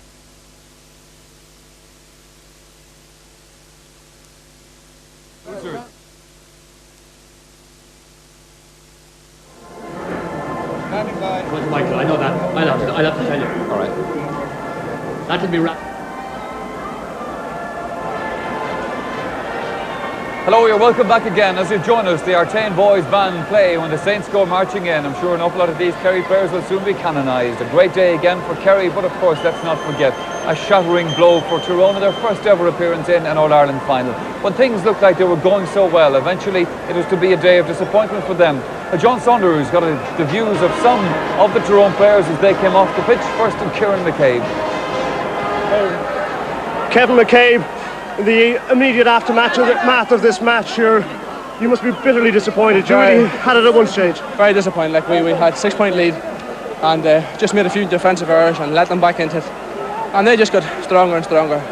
We tend to get a little bit ragged, but I thought like if we had steadied ourselves when we were in front, the game was therefore taken. I have to ask you about the penalty that you took. Did you actually decide to go for a point, or did you miss it? No, I just got onto the ball a little bit and she went up in it. She was actually aiming for the top corner and she went over the bar. The goalkeeper did seem to move before you take it. Did that affect you? No, not really. Not really. So it was simply a case that you just didn't get hold of it properly. Just messed up the ball a little bit. Got onto the ball a little bit and she went up over the top of the bar. But even so, still thought we had enough chances to win the game. And a word about Kerry. Kerry, well, they come back very strong. They come back strong, but what of the referee? Very good team, like, what can you say? But still very disappointed on the day. Damien O'Hagan, what's your reaction at this stage? You must be really bitterly disappointed. Well, they missed the penalty and we missed the penalty. I suppose that cancels out the penalty, but for Tyrone, I think they put up a fantastic show. We said we weren't coming to put up a show, we were coming to win. And I think the team tried their heart out. I'll not say anything about the referee because I know him personally. I think Tyrone put up a fabulous show. In fairness to Kerry, they took their scores. They're a fantastic outfit. They played good stuff. Like, they're a great team. Well, obviously, by what you're saying, that you don't think the referee on the day was all that it might have been. I'm not saying anything about the referee. The referee's there to do a job, and he's trying his heart out too for both teams. And it's a hard job for him. He's the man in the middle. Not to worry. Well, after going 3 points down early on in the first half, you really fought back superbly, didn't you, in the first half? That was the type of the team. The team was a real fight. They had a fighting spirit about them throughout, from number 1 to number 15, even to number 26. But they fought very hard, and I suppose if we had to get the penalty, no harm to McCabe or anything like that there, it would have worked wonders for us. But on the day, Kerry probably in the last 15 minutes were a better team. You can say yes, there's no doubt about that at all. Damien O'Hagan there, and surely nobody can blame him for today's defeat. But I can tell you, whatever about the feelings of the Tyrone players right now, they're very happy in the Kerry dressing room. So let us go to the Kerry dressing room where Joe Canning is standing by to give us some of the atmospheres from the winner's side of it. It's true, you must be shattered after that. Well, I'll tell you, Joe, I was never more worried in my life since I took over this team in 1975. 3 minutes into the second half, Tyrone, as you know, got that goal. I thought we were finished at that stage. But of course, the character of this team, you know, they showed it today. What a great side they are. I think they've proved to all today that they are and have been one of the greatest sides to have ever played Gaelic football. And I am delighted to have been associated with them over the past 10 and 12 years. And I can't see any reason why they're not going to continue and go on for another few years at least. Well, you mentioned the goal. What about the penalty just about a minute or so after that? Were you on your knees at that stage? Well, I was, and I thought it was a cardinal error on the part of the wing back when he didn't go for a goal. You know, I think if he had got a goal at that stage, I think we could have been really on our knees, and I think it could have been all over for us. But he opted for the point, and that helped us in a big way. In a nutshell, what do you put down your win today to? How did you win it? What was it about the team's performance in the second half, do you think, that won it for you? I think it was the level of fitness which our players had. We have trained since last February for this final. And I think in the last 10 minutes today, they showed what they produced everything that was great in Gaelic football, and they produced that today because of the amount of work that they have put in over the last 9 months. You always believed you were going to win it. Did you also always believe it was going to be very tough? Well, I said that we were going to win, and I think I said it to you down in Killarney, Ger, that we were going to win. But I knew that Tyrone were going to give us a right game. If you go back over their championship run, they just beat Monaghan and Down on the way through. They scraped against Galway, and they produced great football today. And there is where we have to leave RT's coverage of the All-Ireland football final.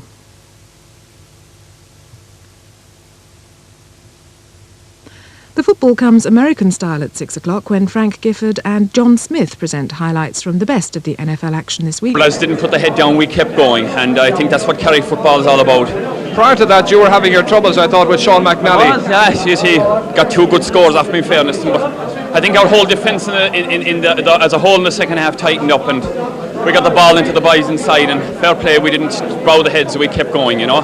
And I'm delighted for the team and for Mick and everyone else and all the lads. Well, they claim you in camp. They also claim you in Annaskall.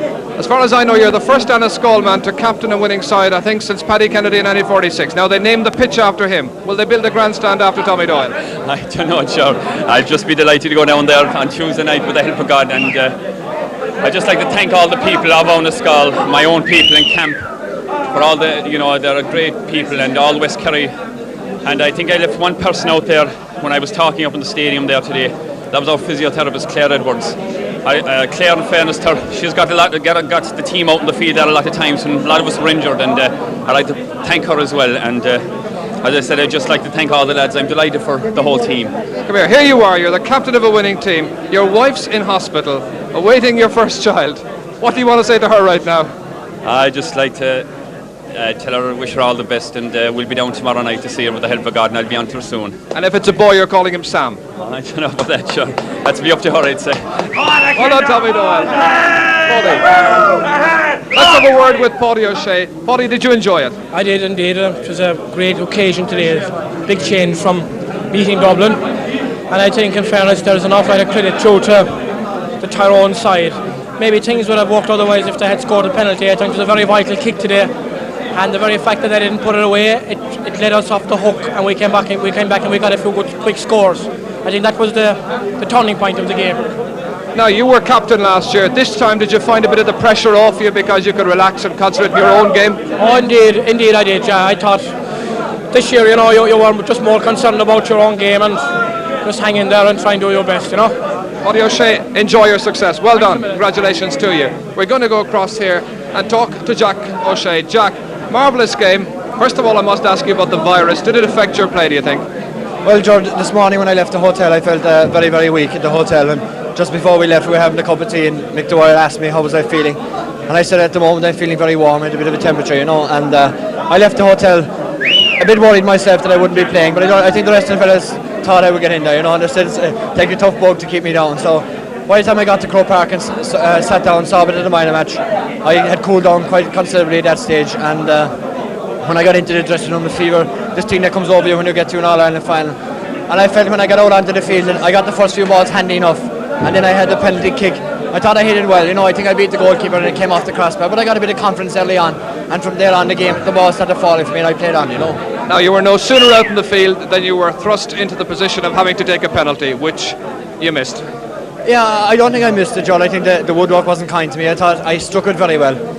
Last year I had the same thing. I had a penalty against John O'Leary, I put that away. And today I said my ambition was to put down the ball and hit it as hard as I could. I did that. I think Aidan Skelton went the wrong way, but it came off the woodwork, and I got a goal against him in 1975. I couldn't do the same today. Well, a terrific performance nonetheless. Well done, Jack O'Shea. Congratulations to you. Tom Spillane.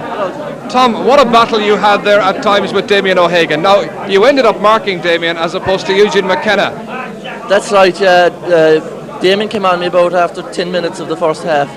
And in the second half, I'm not quite sure where he was playing, because Eugene McKenna was drifting out around the middle, and I was still staying on Damien, and I think he was playing as a sort of a full forward, centre half forward between the two.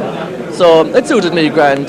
It seemed a very difficult way for defenders to pick up players. They were playing at times with just one man up front. They were laying off good balls, and sometimes it seemed that it was very awkward for the defence to cope with that kind of pressure. Yeah, well, I think in all fairness they were relying a lot on Eugene McKenna full forward, and when he went off, I think their game started to fall apart a little bit.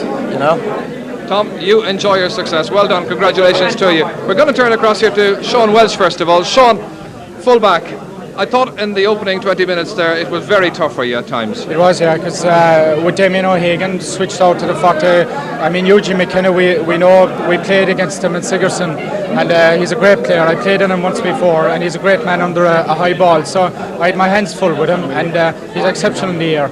And there was a swirling breeze there, and it's very tricky inside full back because if you're challenging at all, you could give away a free. And I was cut for 2 frees, in fact. What was the secret, do you think, of this Kerry success today? I think we went out with the attitude. We knew it was going to be tough because every All-Ireland final is tough. Any time you play an All-Ireland final, you're going to get any team that gets an All-Ireland final is a good team. I think we mainly did this for Mick Dwyer, in fairness, because I think we owed him. We won games for ourselves, but we said before we went out in the field that we'd do it for him. You certainly did. Let's talk to Ogie as well. Ogie, a great day for you. One of 5 players to win 8 All-Ireland medals, and always at centre forward. That's right, Joe, yeah. Happy enough to be on the team, and so I'm not to push where I play really, but it's nice to win today. It was nice to come back like that. They got the goal very early in the second half. I think if they got it later, it would have been harder to come back, but we had a full half hour to regather ourselves. As I say, if they got it 10 minutes to go, it would have been a little more difficult because we were under pressure to score goals then, but as it was, we had a bit of time, You finished very strongly. They seemed to run out of steam, and Mike Sheehy's goal in particular seemed to be the final nail on the coffin. Yeah, I think we drew a level there with about halfway through the second half, and we had the breeze behind us, and it was quite a strong breeze, So I think that when we drew a level there with 15 minutes to go, with the breeze, the odds were on our side, really, And you had the ability also to take your long-range points. Yeah, I mean, I suppose even against me there as well, we were, we were kept in the game before half time and after half time, and able to get the scores from play, really. One other thing I must ask you: if this